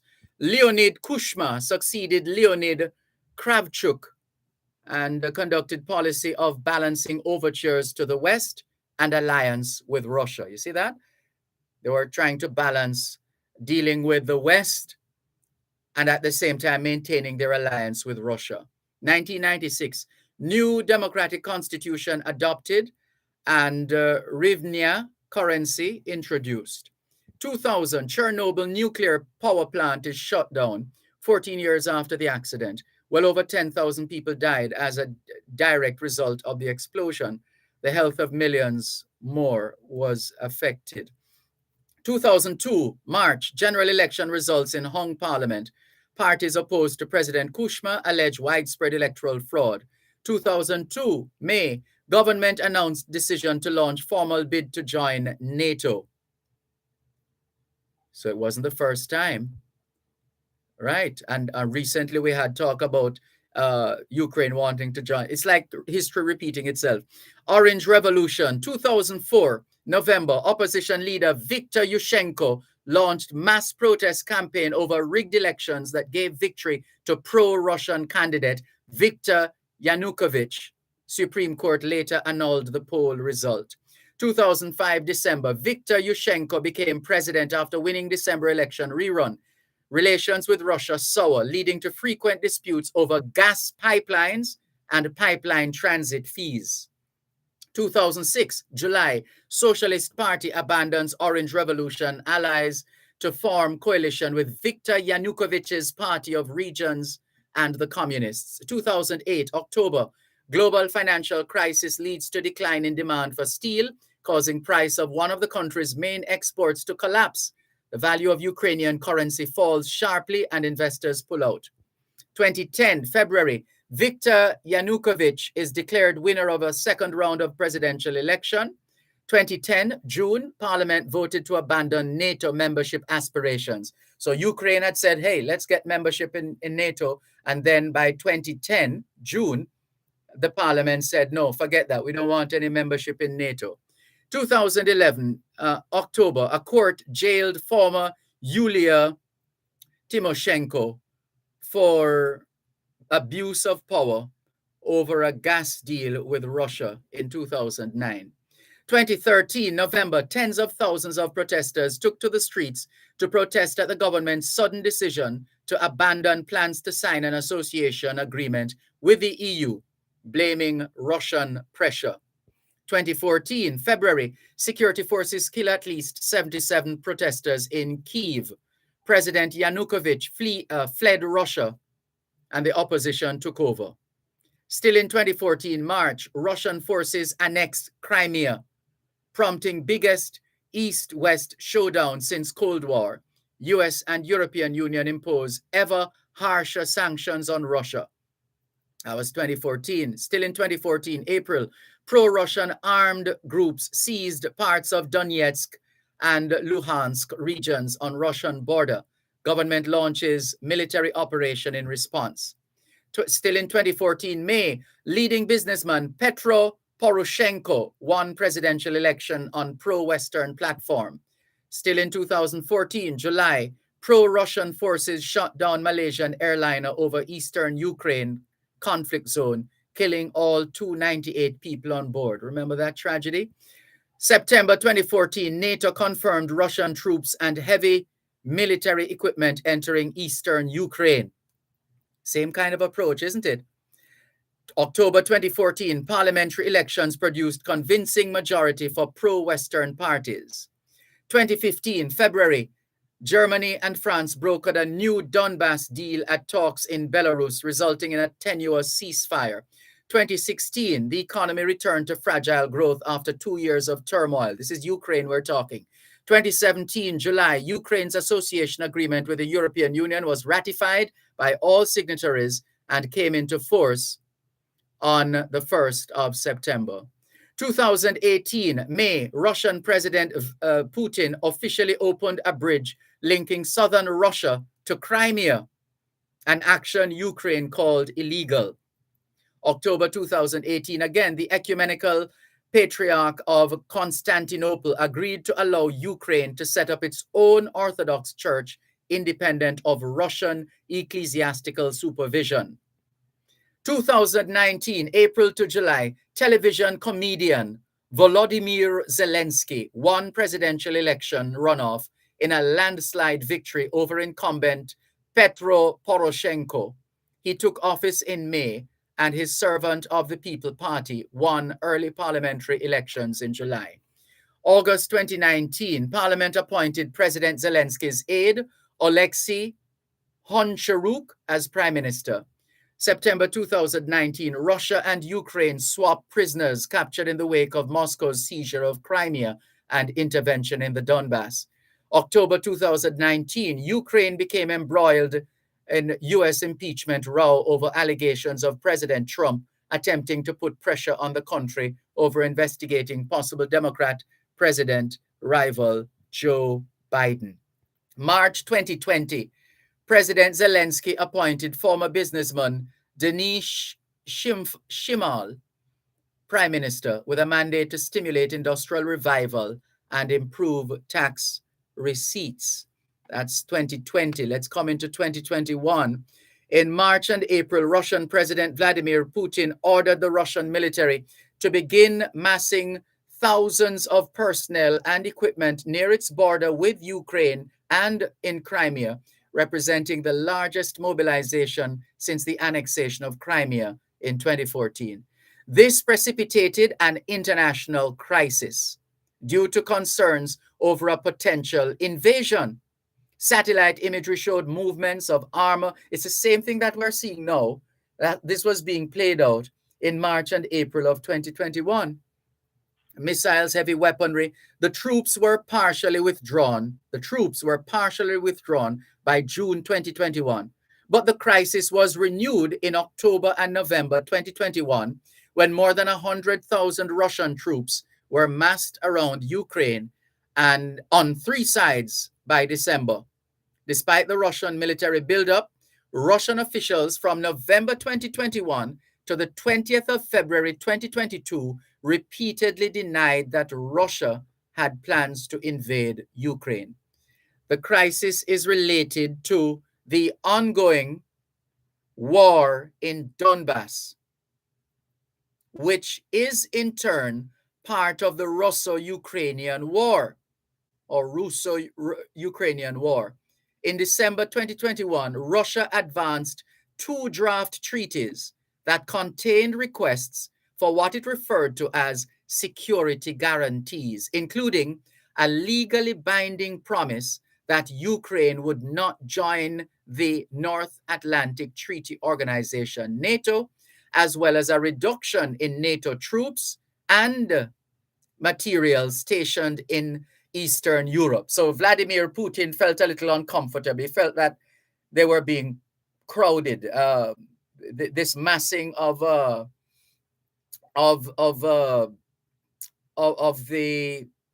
troops, NATO troops. He wanted a reduction in the number of NATO troops in that area and those stationed in Eastern Europe, and threatened unspecified military response if those demands were not met in full. NATO has rejected these requests, and the United States warned Russia of swift and severe economic sanctions should it further invade Ukraine. The crisis was described by many commentators as one of the most intense in Europe since the Cold War. On the 21st of February 2022, Russia officially recognized the two breakaway regions in eastern Ukraine, the Donetsk People's Republic and the Luhansk People's Republic. So Russia officially recognized these two breakaway regions in eastern Ukraine. Naturally, they have survived up to now because they're affiliated with Russia. They are pro-Russian. And so when Russia officially recognized these two breakaway regions in eastern Ukraine, it was further stirring up an ant's nest, so to speak.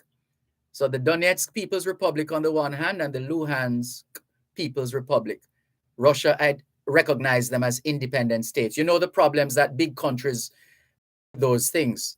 We have seen it with China and Taiwan, etc. All right, so let's wrap this now. So that so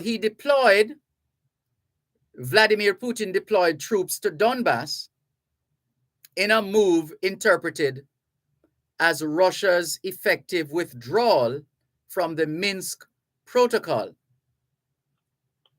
And that Minsk agreement, the Minsk Protocol was drawn up by the Trilateral Contact Group on Ukraine, which consisted of representatives from the Ukraine, Russia, and the OSCE. The group was established in June 2014 as a way to facilitate dialogue and resolution of the strife across eastern and southern Ukraine. So that's what that's about. So Russia breached the Minsk Protocol by virtue of its actions. The breakaway republics were recognized in the boundaries of their respective Ukrainian oblasts, which extend far beyond the line of contact. On the 22nd of February, Putin said that the Minsk agreements were no longer valid. So there was an agreement, and all Putin said on the 21st of February, forget that. The 24th of February, hold on, let me just go back to the date here. The 22nd of February, Putin said the Minsk agreements were no longer valid. So, in other words, argument done. No more debate, discussion and dialogue and all of that. On the same day, the Federation Council unanimously authorized the use of military force in the territories.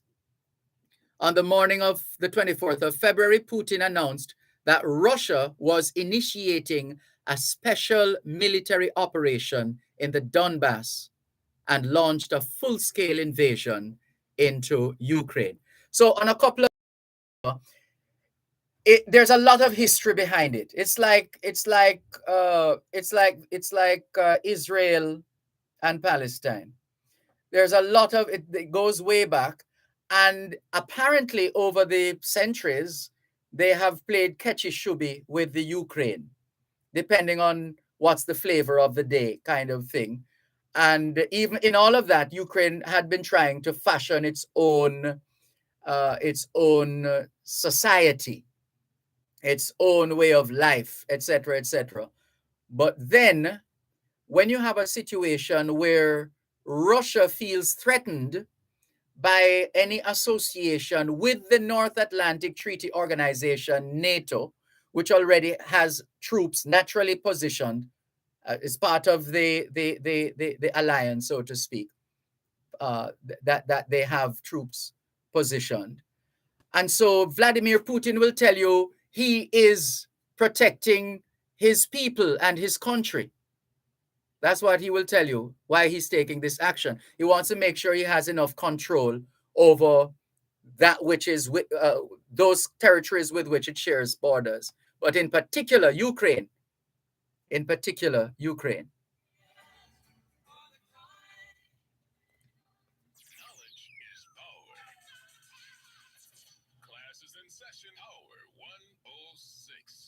At Wellington Dental, they offer cleaning, filling, whitening, and other services for the entire family. The time by Wellington Dental is 4 o'clock. Under the law. Know your rights and how the laws of Jamaica can help you defend those rights. Under the law. Brought to you today by the Jamaica Council for Persons with Disabilities. Educating, advocating, empowering. Here are some interesting facts under the Disabilities Act. Fact. Persons with disabilities have a right to education. A right to proper health care. Fact. We have a right to housing and to be able to enter premises. A right to public transportation that we can enter on our own. And a right to take part in political and public life. Enough more things in the act. Make a start and play a part. Respect the ability of each person with a disability and learn all the facts on the act. Visit jcpdj8.com. Dan, the last 2 times I come look for you, I see this brother stand by the fence and Who? That's my brother Courtney. you look like him, man. I beg your pardon. He has a mental disability, okay? Then why am there, sir? Him should in hospital, Bellevue. What do you know? Once he takes his medication, he's fine. Why? I don't know. He's a great guy, bright and very funny. He's registered with the Jamaica Council for Persons with Disabilities, JCPD. Despite his illness, he can still have a meaningful life. You really believe that? It must be hard to accept that, though. It wasn't easy. But when you have the JCPD in your corner, it makes a world of difference. Is that so? Whether you're blind, deaf, have a physical, intellectual, or mental illness like Courtney, then make sure that the society treats you like how they treat everybody else. That sounds like a big assignment to me, Diane. The Disabilities Act guide the process, Lincoln, and the council more than equal to the task. Trust me. I take your word for it. It is clearly outlined in the Disabilities Act 2014 that the Jamaica Council for Persons with Disabilities, among other things, advises the Minister on matters pertaining to persons with disabilities in an effort to promote effective measures for the prevention of circumstances which cause a disability in persons, the rehabilitation of persons with disabilities, public education concerning disabilities, maintain a confidential register with particulars of persons with disabilities, prepare codes of practice for guidance on matters under the Act, and make recommendations for the enforcement of the Act and other national measures for the avoidance of discrimination against persons with disabilities. That's how it is under the law. Brought to you today by the Jamaica Council for Persons with Disabilities. Educating, advocating, empowering. Join us Thursdays at 6:45 and 8:55 a.m. and at 4 and 9:55 p.m. on Power 106 FM for Under the Law.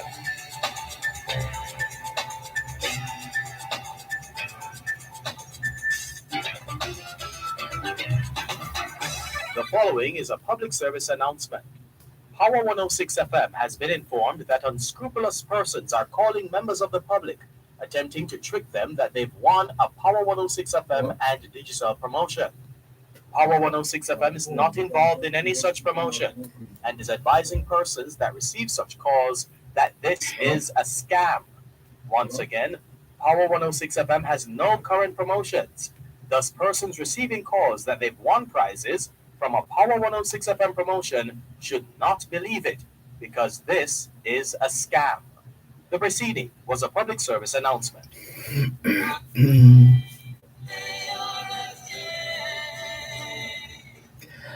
Those scammers are very silly, aren't they? You try. Oh boy. Those are very silly scammers. Silly, silly scammers. Uh, let's continue with more. Right, Raskava, thank you for your patience. It's been quite a marathon just going through, and it's not even finished yet. But essentially, it's about Russia protecting itself and its people, and apparently, with the Russia believes that the Ukraine is too close to the West. They're far too close. In other words, Ukraine would be like a mole in the region, MOLE. You know, that person, so to speak, within a space that is engaged in Carrigo Brinkum or is undermining the environment, the area, the region, etc. So it's a combination of factors, Raskav. I don't know. I hope we have helped you somewhat to understand where this is coming from, where it is now, and to make a projection as to where it might be heading. Hello? Did we lose him? Looks so. Sorry about that, Raskav. I couldn't hold on much longer.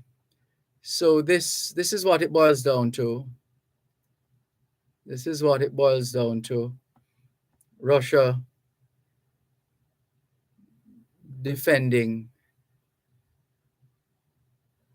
its territory. That's really what it boils down to. There was an article in a publication called Commerçant, dated the 11th of October 2021, and in it, the deputy chairman of the Security Council of Russia, Dmitry Medvedev, argued that Ukraine, and here's the word that he used, he described Ukraine as a vassal. He describes Ukraine as a vassal, V-A-S-S-A-L,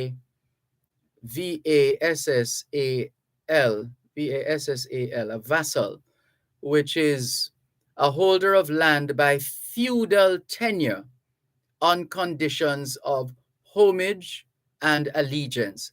It's also used to describe a person or country in a subordinate position to another. So that's how they view Ukraine. So, in other words, sometimes people say, yeah, look at pick man. It's a big people argument. That kind of approach that says you don't belong in this league, right? And you need to know that.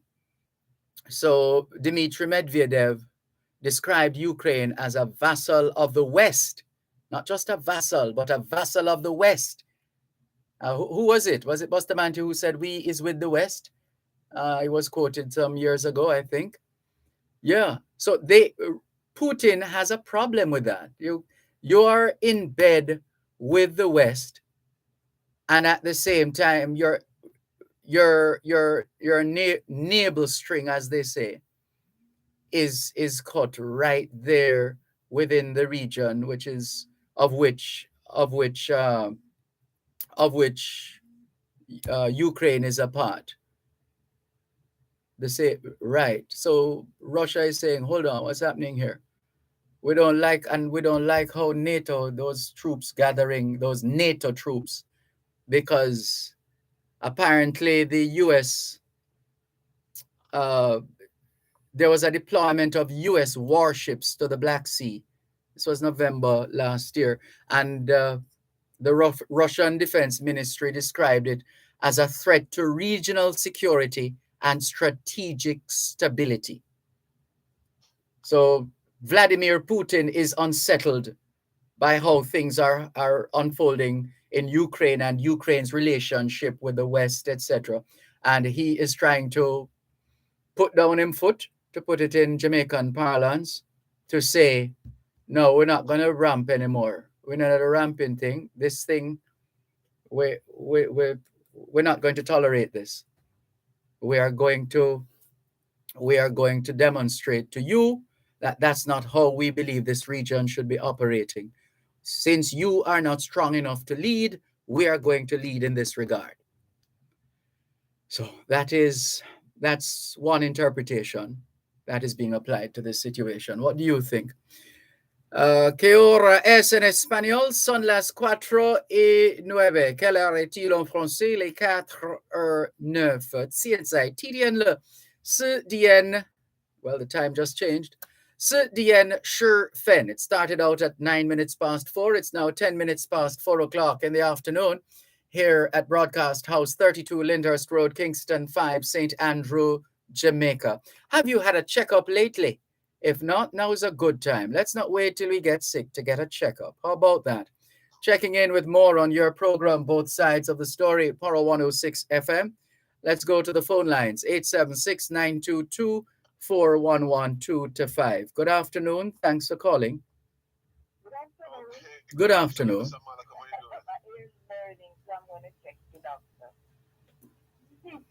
I'm just trying to say about the bad word. I was taught that the bad words are part of the broken English and the Afrikaans. And when the Africans were cursing the slave masters, they could not answer. They could not understand. So they always get a flogging to interpret it, and they found out that it irritates them. That like the slaves found out it irritates the masters, so they keep it up. And so like when I grow older now, I realize that something that I thought even in the Holy Bible that they say is a bad word. So that is why the police was taught, because remember, the police are coming from slave stock also, the queen. So they were taught to arrest. Back then they would punish the slaves, but as the police were taught to lock them up. In fact, yeah, I think it's still on the books. Wilmot Perkins was on one of those charges many years ago. It's referred to in the courts as calumnious language, which is. I remember too. But what I'm saying that it is not wrong, because it is wrong for some people, but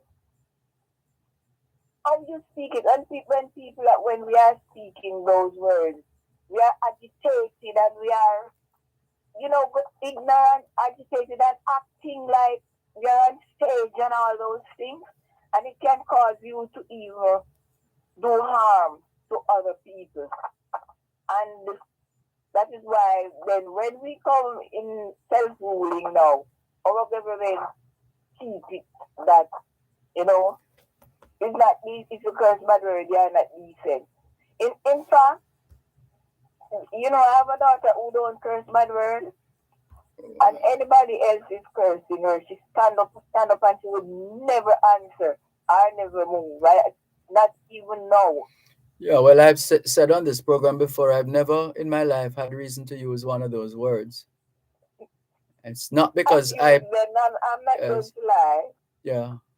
But, I'm using because it's very, we are very provoking. Yeah, but and there's a scripture, isn't there, about provoke not to wrath or something like that. Yeah, and what I've learned, about my dignity and things like that, and I've got my gum a lot, my lip. Yes. I was chased when I was a girl, by my boy cousins because I was cursing bad word, and my uncle was grabbing after me, and I never knew, and they were teasing. And the more I curse, is the more the uncle come, and when I look, that was my uncle's hand, never tall enough to catch me. And so what I'm saying that about our government does not give Jamaican people education. Because I know someone close to me is sick, gets sick in his head, because when he was going to the maritime, they wanted the money for the exam fee before he even had it. And then his mother sent a letter and they did not give it to him. He was going to Excelsior and graduate and said he wanted to go to UTEC. And then I think he had his mother up, but he still loves her. And I'm hating for him because all he has to be living on is still. Because they could have let him take him exam and hold it. And he would be a better boy today. I'm asking you, please, I'm saying it. Why does the government tend to hunt the guns? Why doesn't he tend to hunt the drugs that is turning people picnic fool? And people husband too. Some of these picnic, they are caught and it's One moment, please. You're listening to Power 106 FM. The time is now 4:15. Consumer Talks, educating and empowering consumers towards a more vigilant and confident consumer-friendly Jamaica. Join us every second and last Tuesday of each month at 9:35 on Real Business. Listen and learn about your rights and responsibilities. Learn how the CAC works to empower consumers in Jamaica. Consumer Talks, brought to you by the Consumer Affairs Commission. Protecting your rights, securing our future. I'll sing like a stone, all the time they are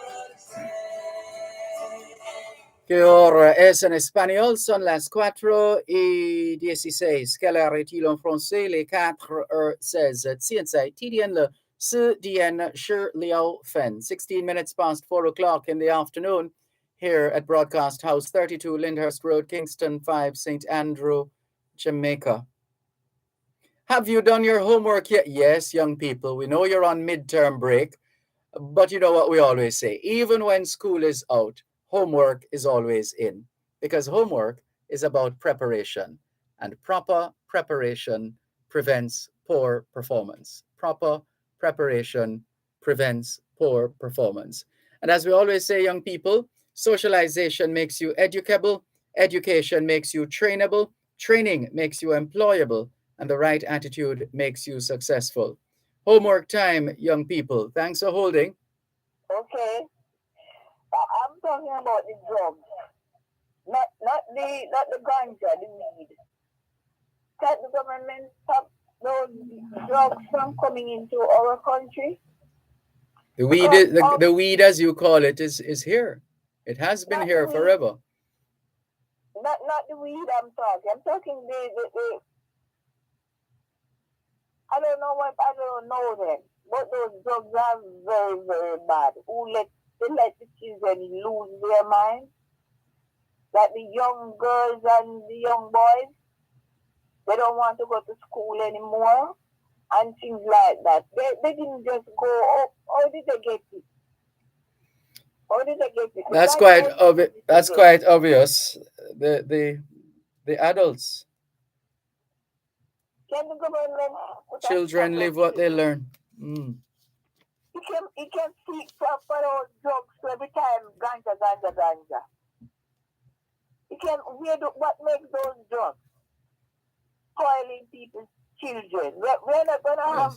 Well, the hope is that we will socialize our children that they can stand firm in times of test, and that they will walk away from certain situations and individuals based on their socialization, otherwise known as in Jamaica as brought-upsy, how you are brought up. Even if you go astray at some point, as long as you have been centered, you have been sufficiently socialized, you will recover, you will find your way back home, so to speak. So what we have to work on is making our children so resilient, help them to build their resilience, that even in the face of the most devastating storm, they will be able to hazard a smile at that storm, and better yet, to successfully ride out that storm. God. Yeah. So it is. I have many more to say, but another day, okay? No problem. Thank you very much. All the best. Bye-bye. This is your program, Both Sides of the Story, Power 106 FM, still streaming live on the Gleaners website, go-jamaica.com. We did get a call on the WhatsApp line. Let's see. 11 minutes 29. Oh, that person was there longer. All right. Well, let's go to that person on the phone line. Hello. Good afternoon. Thanks for calling. Good afternoon. Yeah, I'm hearing you. I'm just listening to you on the program. I'm asking about what history Ukraine has. Yes. How do you find so much history, brother? How can one country have so much history? Yes, it's a lot. It's a lot. Start history reader and listening for your start to tell it about Ukraine. Yeah. I can't believe what I'm hearing. Yeah. So, how can you have any difference, brother? Well, this is it. This is it. It is not no surprise, therefore, that we now have what we have. Mm-hmm. Why country can have so much history, brother? Yeah. You feel like another country has so much history? Yeah. Well, at least not like the Ukraine. Not the type. Not like the Ukraine. They have history, but not like the Ukraine. One country coming like you have the world and its wife on in it. Mm-hmm. And some of people life been lost in over the history of the same country. Yeah, yeah. Jesus have mercy. I thought I know about country and history, but until I hear talk about Ukraine. Yeah. Jesus have mercy. Yes. It's one. Yeah. No. So Russia really like. Let's see. Well, I can't say who is right and who is wrong, but we just laid out the facts, and people can draw their own conclusions. Yeah, and I really realize it's the same place where they have the Chernobyl disaster. Yes. The disaster. Mm-hmm. Jesus Christ, military after military, killing after killing. Mm-hmm. And then the people shine now claims them feature and NATO coming in on him, closing in on him. Mm-hmm. And he said, no, yes, sir. Yes. Yes, man. Jesus have mercy, what a world. What a world. You have a type of something, and how will you wrong this, brother? Yeah, well, we need more statesmen and stateswomen in the world who can step in and say, come on now, let's work this through. Let's. But you not do that. Well. Yeah. You see, the American been spreading from the 9th century. Remember, they have history carrying for Russia from the 20th century, you know. Mm-hmm. And I don't remember if you know about World War II, when World War II finished, when Truman or Roosevelt set up churches, when they just walk through Russia now, Mm-hmm. when that Russia already lost 20 million people in that disaster. Yeah. Churches said, no, let us end the bloodshed now. Mm-hmm. So remember they carrying a benefit Russia from that long time until now. I remember what happened to North Berlin, in Berlin. Mm-hmm. When America and the French get Berlin, Russia said, no, we have to split this in two. And because they threatened a war and never want a further war, they decided to just split Berlin into the East and West.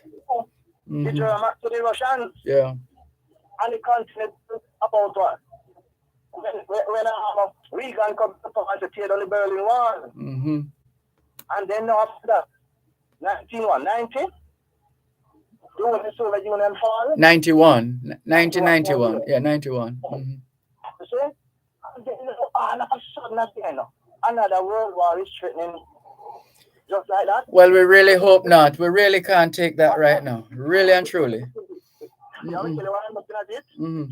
If you listen what Turkey is saying, Turkey want to reestablish the Ottoman Empire. You read that history? Well, I'm not surprised that Mr. Erdogan would want to go down that route. Okay. Want to reclaim. He told us that a couple times ago, that he wants to come back on the international stage, gain back his supremacy to get the Soviet Union. I don't know if you didn't know that. He put into that. Yeah, he's so minded. He's a former.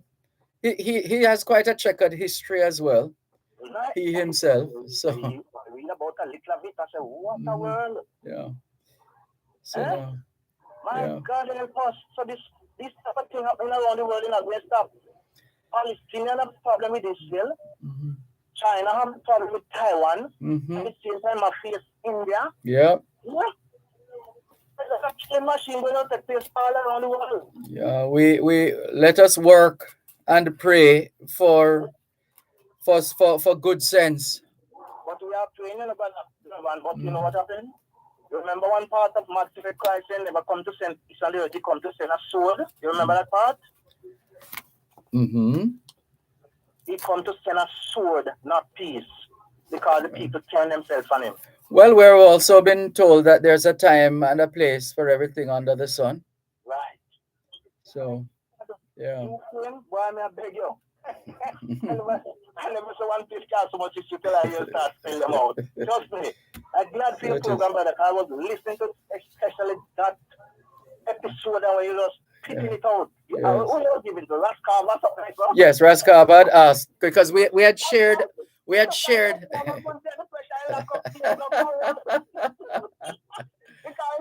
No. We had shared an abbreviated history actually from 91 to 2022.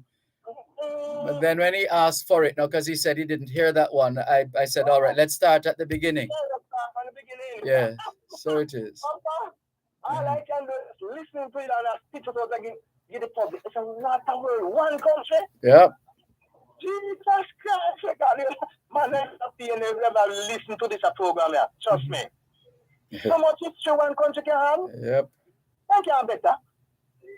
Just think of this and the name of them. Name them. Opposition and overthrow and underthrow. Mm-hmm. Eh? Yeah. Jesus have mercy.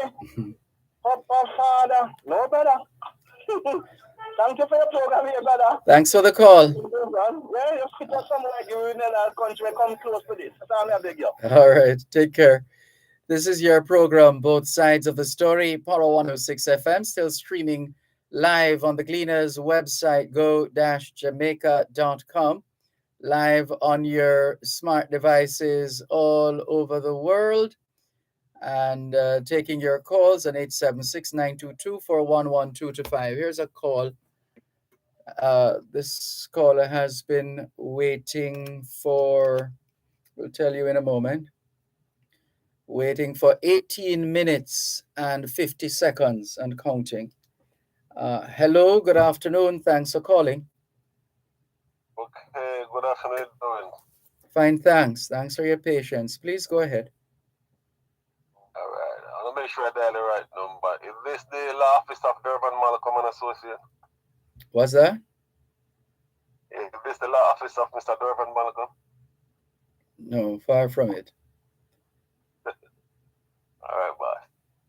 Yeah, I mean, when I look while I learn something, then you go down Ukraine and you explain, you know. I never know them have so much history, but I say this. Mm-hmm. Anyhow, the point I'm making, the COVID thing there, I think the Prime Minister said make some announcement about it. Is it about freeing up the system? From all indications, yes. From all indications, we the next time the Prime Minister speaks on COVID-19 matters, barring any unforeseen eventuality between now and then, the next time he speaks, so the entertainment section gonna free up totally. We don't know. We don't know. That remains to be seen. But based on the line, based on the position from which the Prime Minister spoke the last time, there's a fair indication that we're going to be getting a little closer to where we would love to be as a people. Getting closer don't mean that we're not close. We're getting closer. Yeah. Am I right? Yeah. No. I want to keep something for my mama, but she passed on 2 years ago now. I want to keep, something outdoor, but I know with the rule, the police, may come and people have to be running up and down. I don't want that to happen. Yeah, it's always good to have the events outdoors. Outdoors is good. That's good. It's good to go outdoors. Indoors now, it's a different matter. You'll have to mind your position in terms of your distance, and you would still be wearing a mask. And in some instances, it would then depend on the square footage of the place you're occupying, what that is like, and the extent to which you can breathe freely, in inverted commas, in that space based on the size, as opposed to breathing in someone's. You get the picture. Yeah. Yeah. Mm. All right. One thing before I go, I hear, look, Merlin, there was advertising something on your station there about some scammer. And but them always tell me if you don't enter nothing, you don't entitled to win anything. So if somebody call you and say you win something, that should raise a red flag. Isn't that true? Yes, if you have your faculties in order. But if you are suffering from Alzheimer's or dementia or any one of those conditions, and you get a call, you're likely to respond in the positive, because you operate in a country with a history and a heritage and a culture of sweepstakes, for argument's sake. One moment, please. You're listening to Power 106 FM. The time is now 4:30. Manage your waste and save. Learn more about various wastewater systems for farms and residential use, assistance in getting NEPA licenses, and monitoring and characterization of your wastewater. Tune in to Real Business this and every Tuesday at 10 a.m. for Manage Your Waste and Save. Brought to you by the Scientific Research Council Wastewater Management Services. Environmentally conscious, responsive, and solution-oriented. That's Manage Your Waste and Save. Listen to every Tuesday at 10 a.m. during Real Business, right here on Power 106 FM.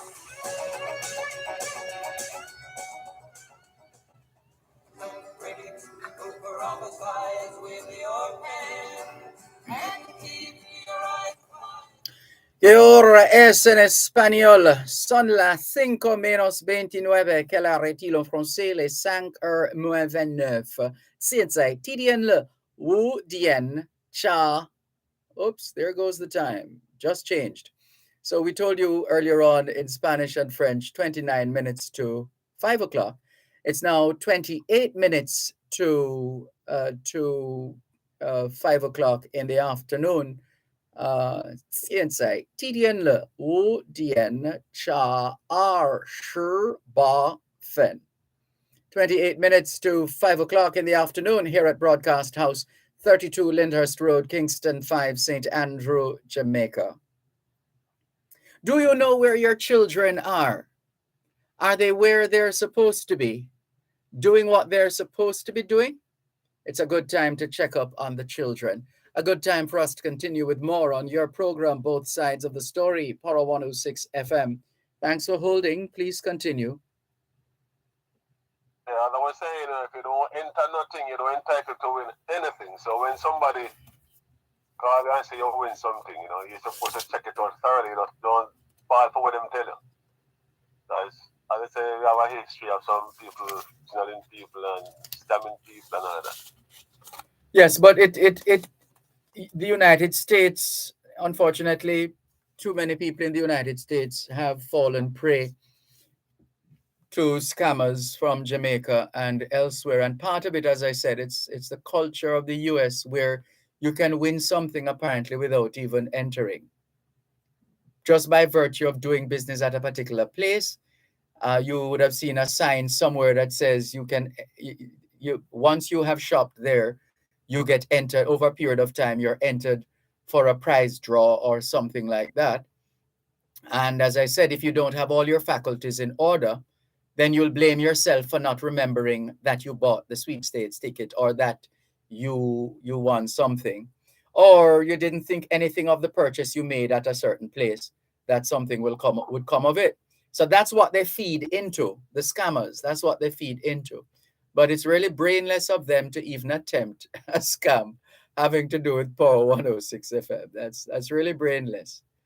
Or maybe someone was just trying something. I don't know. Anyway, let's move on. Yes. Probably tried to illustrate with words, so they might try to decide. Yeah.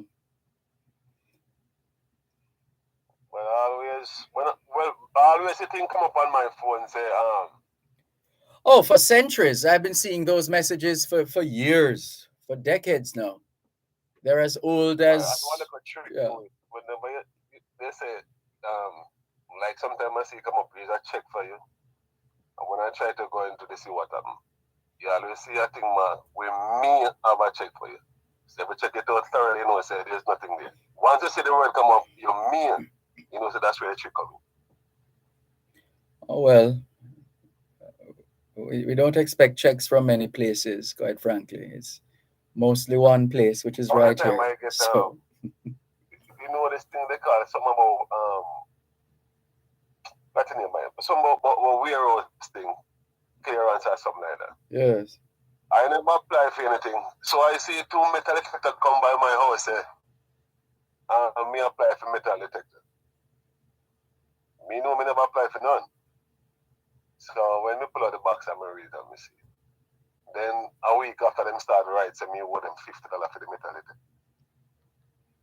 So I'll be too long at me also, I know nobody come back to me, so I just say, I make it once. So it is. Okay, boss. Thank you very much. Thanks for the call. Take care. This is your program, Both Sides of the Story, Power 106 FM, still streaming live on the Gleaners website, go-jamaica.com, live on your smart devices all over the world. Taking your calls on 876-922-4112-5, 876-922-4112-5, the text line, same as the WhatsApp number, which means you can not only send us your text messages, your WhatsApp messages, your voice notes, but you can call us on WhatsApp as well, 876-365-3346, 876-365-3346. Miss Dell sent us a message earlier on. I think we read this already, or at least a part of it. She's supporting what Miss Needham said earlier on. Okay, Miss Dell. Geneva says, teacher, a holy season to you and family. When you get a message from the Holy Spirit, you deliver it. April 24, 2020, the Spirit of God went to Ukraine and sealed a place looking like a temple. If they hit that temple, they're done. This building is controlled by the strong hand of Jehovah. Believe it or not, Geneva. Thanks for the heads up, Geneva. All the best. Patriotic Jamaican in New York says, Mr. Malcolm, we as black people need to stop blaming white people and others for taking advantage of what's available in the world to improve their lives. By doing that, we're actually saying black people do not have the capabilities to do the same. Black people in Africa and elsewhere are not treated inferior, they act inferior. What's wrong with their brain that they too cannot take advantage of the riches of Africa? It's the same way we in Jamaica sit down and watch the Chinese and others come in and use their initiative to develop business and are successful. Then we become grudgeful and get mad at them. Mr. Malcolm, we have a serious problem. Thank you very much for your message, Patriotic Jamaican in New York. Yeah, my thing always is just run your race, man. Run the best race you can. Just run that race. Give it all you've got. History will take care of you. Don't worry about it. Let's see. This one, couple of voice notes, which I'll have to listen to off air before well, to determine whether we can read them on air. Beresford says, Brother Dervan, my first case as a cop was an indecent language case. Indecent language in inverted commas. It was heard by a JP who found the defendant guilty and fined him $4. Needless to say, that was my first and last bad word case. Calamitous and, you mean calumnious and abusive language is not confined to just what we know as indecent language. And let's see. There are some other messages here. Where do we start? Let's go from the top. Donovan Campbell, good afternoon to you. Thank you for tuning in. Kareen Campbell says, good afternoon, Mr. Malcolm. Thank God for life. Thank you for the abundance of knowledge you impart to us each day. And not only that, but for breaking it down so we can equally learn. You're welcome, Kareen. Irvelyn Palmer says, good afternoon, Mr. Malcolm. Listening from Cayman Islands. Welcome, Irvelyn Palmer in the Cayman Islands. A CVAD official says, wow. Donovan Campbell says, I hope you'll reach the 1,000 subscribers soon. You're getting closer to the target.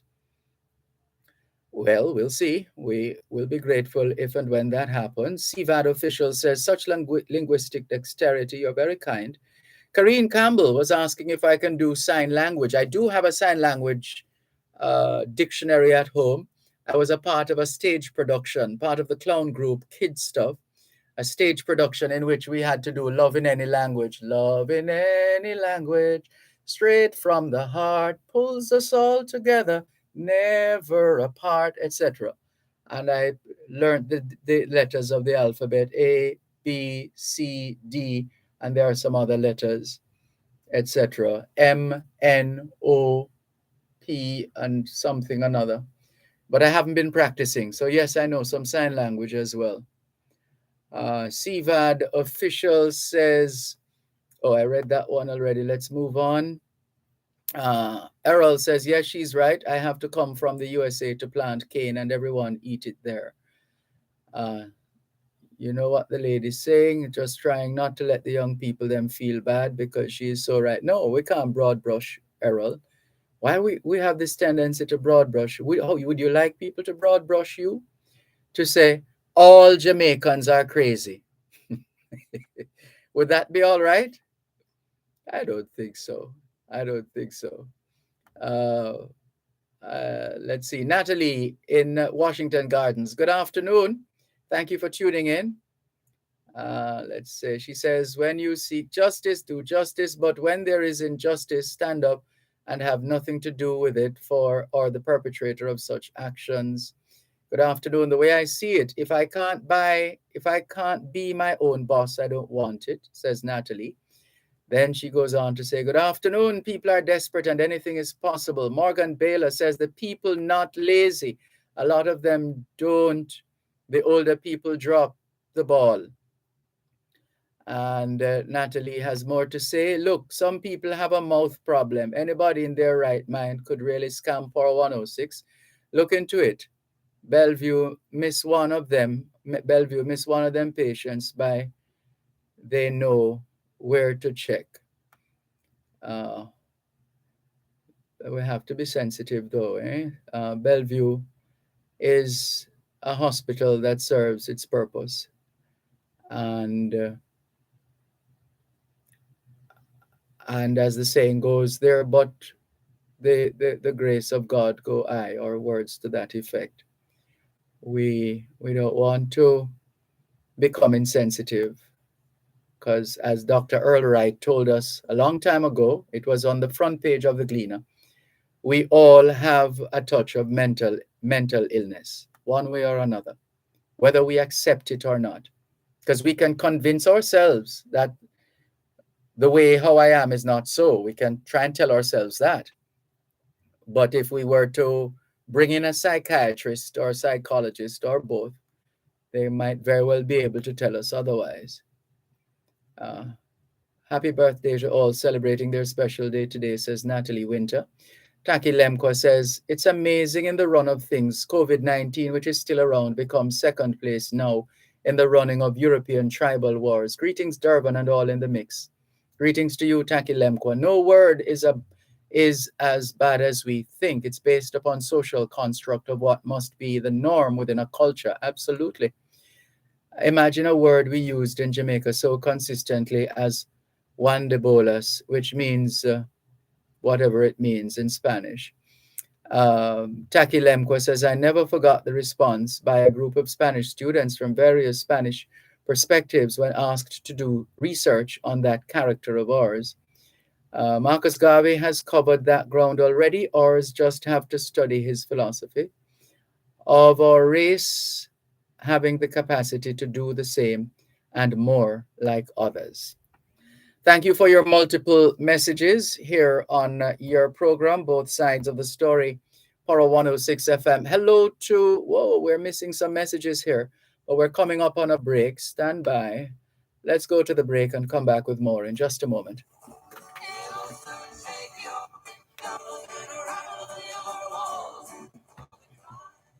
You're listening to Power 106 FM. The time is now 4:45. The February 5 off 50 sales event at Home and Things is here. Take $5 off every $50 you spend. Save big on the brands you know and trust. From beautiful Spanish and Brazilian tiles to exquisite bathroom fixtures from Sedosa, American Standard, and Corona. Stylish Moen and American Standard faucets, doors, windows, paints, and home decor treasures that inspires beauty and elegance. It's the February 5 off 50 sales event happening now at Home and Things, Old Trope Road and Constant Spring Road.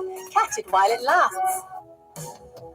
Jesus, Jesus, oh Jesus, Jesus, oh how I love to call your name. Tune in to Power 106 FM for the longest running religious call-in program on Jamaican radio, The Prayer Line. Join Pastor Errol Hay and his team as they offer spiritual guidance and intercession grounded in biblical doctrine. Hear powerful testimonies from Jamaica and around the world.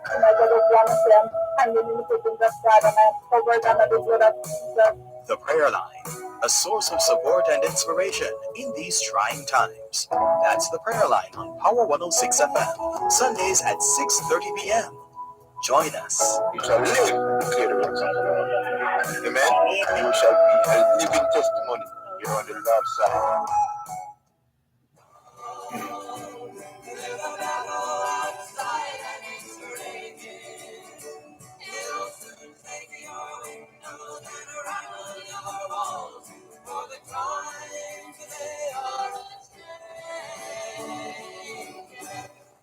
¿Qué hora es en español? Son las 5:14. Quelle heure est-il en français? Les 5:14. 现在地点了5点茶14分. 14 minutes to 5 o'clock in the afternoon here at Broadcast House, 32 Lyndhurst Road, Kingston 5, St. Andrew, Jamaica. Good afternoon to all working Jamaicans tuned into both sides of the story here on Power 106 FM. It's a good time for us to ask ourselves, how productive have we been today? How productive have we been today? Violet White, we did say good afternoon to her. She's in South Florida. Here's a bit of history from Florida. Florida became the 27th U.S. state on this day in 1845. Florida became the 27th U.S. state on this day in 1845. 1845 is a significant year. It was also the year which saw the arrival of the first group of Indians to Jamaica. First group of Indians was brought to Jamaica in 1845. 1845 as well. I think that was when our rail service started. I think it was 1845 as well, when our train service started in Jamaica. I think the cost at the time was something like $288,000 at the time, or pounds. 1845. Let's get back to your messages. Harlem Uptown, who's originally from Savannah Lamar, says organic and soy-free all the way, Dervan. But 95% of us New Yorkers, like myself, only drink and cook with bottled water. We need a new Jamaica, Dervan. Jamaica needs a change to progress. We hear you, Harlem Uptown. When have we never needed a change? All the campaigns over the years about a change. And, well, I'm not going to use the expression that I learned from my mother. But let's leave that there. Velta Wilson says, good afternoon, Mr. Malcolm. To you too, Velta Wilson. Wiz J. Robinson says, greetings, Dervan, Malcolm, and everyone in Radio Land. To you too, Wiz J. Robinson. Harlem Uptown tells us he used to live in San Francisco. Anita Sinclair says, okay. Millicent Morris says, blessed love, keep up your good work. Blessed love, Millicent Morris. Anita Sinclair says, tell me more. She was enjoying the history there. Alex, hey, Alex, how are you? Alex Christian says, hi, Dervan. How are you doing and your family? We're fine, thanks. How are you and your family, Alex? Good to see you online, Alex Christian. Mikey Jarrett says, good afternoon, my brother. Blessings and blessed love from Brooklyn, New York. To you too, Mikey Jarrett. B. Jew is in New York. She says, hi, Dervan. We miss you in New York. Keep up the great work. Thank you very much, B. Jew. And hello to Mr. B and Jorvilia and all the other Jamaicans and friends of Jamaica in the Big Apple. How about that? And let's continue with more. A bit of history here now. Let's go to 1660, 1660. On this day in 1660, Don Cristobal de Sassy, that's Cristobal, Don, one word, D-O-N, Cristobal, C-R-I-S-T-O-B-A-L, Cristobal de Sassy, capital D, apostrophe, Y, S-S-A-S-I, D apostrophe, then Y-S-S-A-S-I. Don Cristobal de Sassy was the last Spanish governor of Jamaica.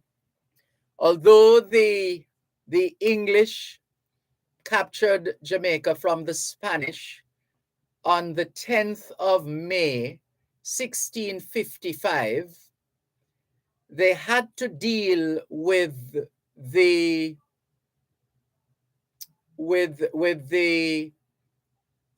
Africans, the slaves that were released by the Spanish to help them to fight the English. And those slaves eventually became known, a lot of them, as Maroons, ended up in the hills, became known as Maroons. So Don Cristobal de Sassy, the last Spanish governor of Jamaica, surrendered to the British forces after fighting for 5 years, because they captured Jamaica. The English captured Jamaica the 10th of May, 1655. They entered at Passage Fort. Is it Passage Fort or Port Henderson? Sometimes I mix them up. Around that side. That's where they entered the island from. And but the fighting went on for 5 years, from 1655 to 1660. It wasn't until this day, and that's the fighting between the Maroons, stroke the African slaves, and the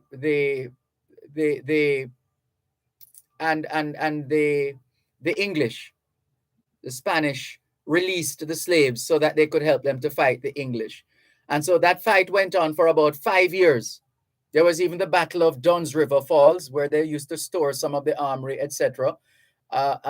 Rio Nuevo in St. Mary, another key point in that 5-year war. So on this day, finally on this day, the war ended. 1660, on this day in 1660, Don Cristobal de Sassy, the last Spanish governor of Jamaica, surrendered to the British forces after fighting for 5 years to force the English to leave the island. And Don Cristobal de Sassy was allowed to leave with his followers for Cuba by canoes sailing from Runaway Bay. A lot of us have family history in Cuba and don't even know. Dahlia Walker Huntington has family in Cuba. Yep. Host of Your Legal Corner during Power Talk. Right? Yes. So there you go. Bit of the history there. And here's another one that should remind us to protect our intellectual property. Born on this day in 1847, Alexander Graham Bell, the inventor of the first telephone as well as other devices. On the 14th of February, 1876, Alexander Graham Bell applied for a patent for the telephone, and it was granted a few weeks later. Of note, however, is the fact that Elisha Gray had filed a patent claim for a similar device on the same day as Alexander Graham Bell, but at a slightly later hour.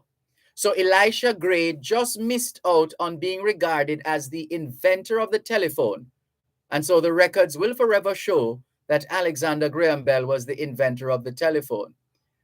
2 years after Alexander Graham Bell invented the telephone, the first telephone was installed in Kingston, Jamaica in 1878. Governor of Jamaica, Sir Anthony Musgrave, spoke to his colonial secretary, Major Owen Lanyon, by telephone. In 1883, commercial telephone service was introduced in Kingston, Jamaica by West India and Columbia Electric Company. 50 lines were installed in Kingston. The first directory of subscribers, 50 in all, was distributed in 1883. The Jamaica Telephone Company, where my father used to work, which was incorporated in 1892, took over the responsibility for the all-island system in 1945, at which time there were 7,700 subscribers. The telegraph system was introduced to Jamaica in 1859, and in 1869, cablegraphic communication with Europe was established. The history is rich as Jamaica celebrates 60 years of independence. And you know what we always say, whatever we think of independence, it did happen in 1962. Whatever we think about it, it did happen. President Herbert Hoover signed a congressional act making the Star-Spangled Banner the official national anthem of the United States. It happened on this day in 1931. And before time runs out on us, let's give you one more, shall we? Quickly? Let's see. The throne speech, which was read by Governor Sir Kenneth Blackburn at the opening of Parliament, had, for the first time in Jamaica, been prepared by the cabinet drawn from members of the majority party in the House. That happened on this day in 1960. The throne speech, which was read by the Governor, Sir Kenneth Blackburn, at the opening of Parliament on this day in 1960, had, for the first time in Jamaica, been prepared by the cabinet drawn from members of the majority party in the House. Hello to those in Los Angeles, California. Rodney King was severely beaten by Los Angeles police officers on this day in 1991. The scene was captured by on amateur video. Can we thank you once again for the privilege of serving you on yet another edition of your program, Both Sides of the Story, for today, Thursday, the 3rd of March, 2022. The moving finger writes, and having writ moves on, nor all your piety nor wit shall lure it back to cancel half a line, nor all your tears wash out a word of it. All things being well, Both Sides of the Story returns tomorrow afternoon, 2 to 5. Till then, this is Dervan Malcolm reminding all of us that every day is an opportunity to do better than yesterday. Take care.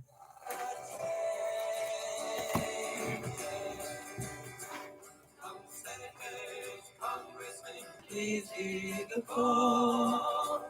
Don't stand in the doorway, don't block up the hall. Read it gets hurt with the who has torn. And they love the hole outside and it's raining.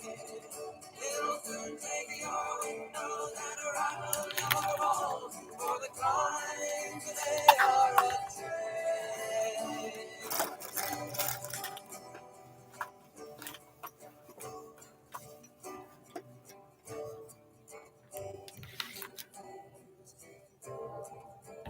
Hi, Mrs. Barker.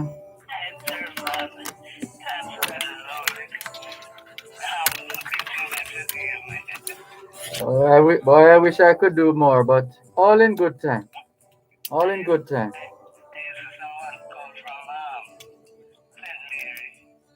Yes, Clarky Blessing, Hunstone, St. Mary.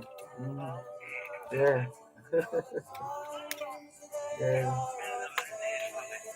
Excellent. I'm happy to hear that. Happy to hear that. Oh, wow. Oh, wow. That's the cake of all cakes, you know.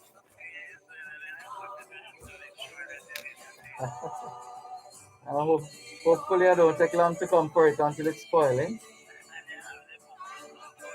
Oh, boy.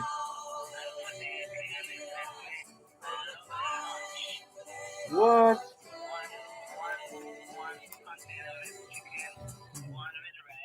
You're listening to Pearl 106 FM. The time is now 4 o'clock. Got the royal treatment. Powerful, and credible.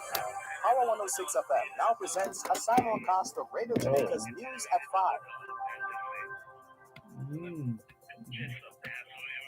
5. Oh. Yes, of course. You have to dress up.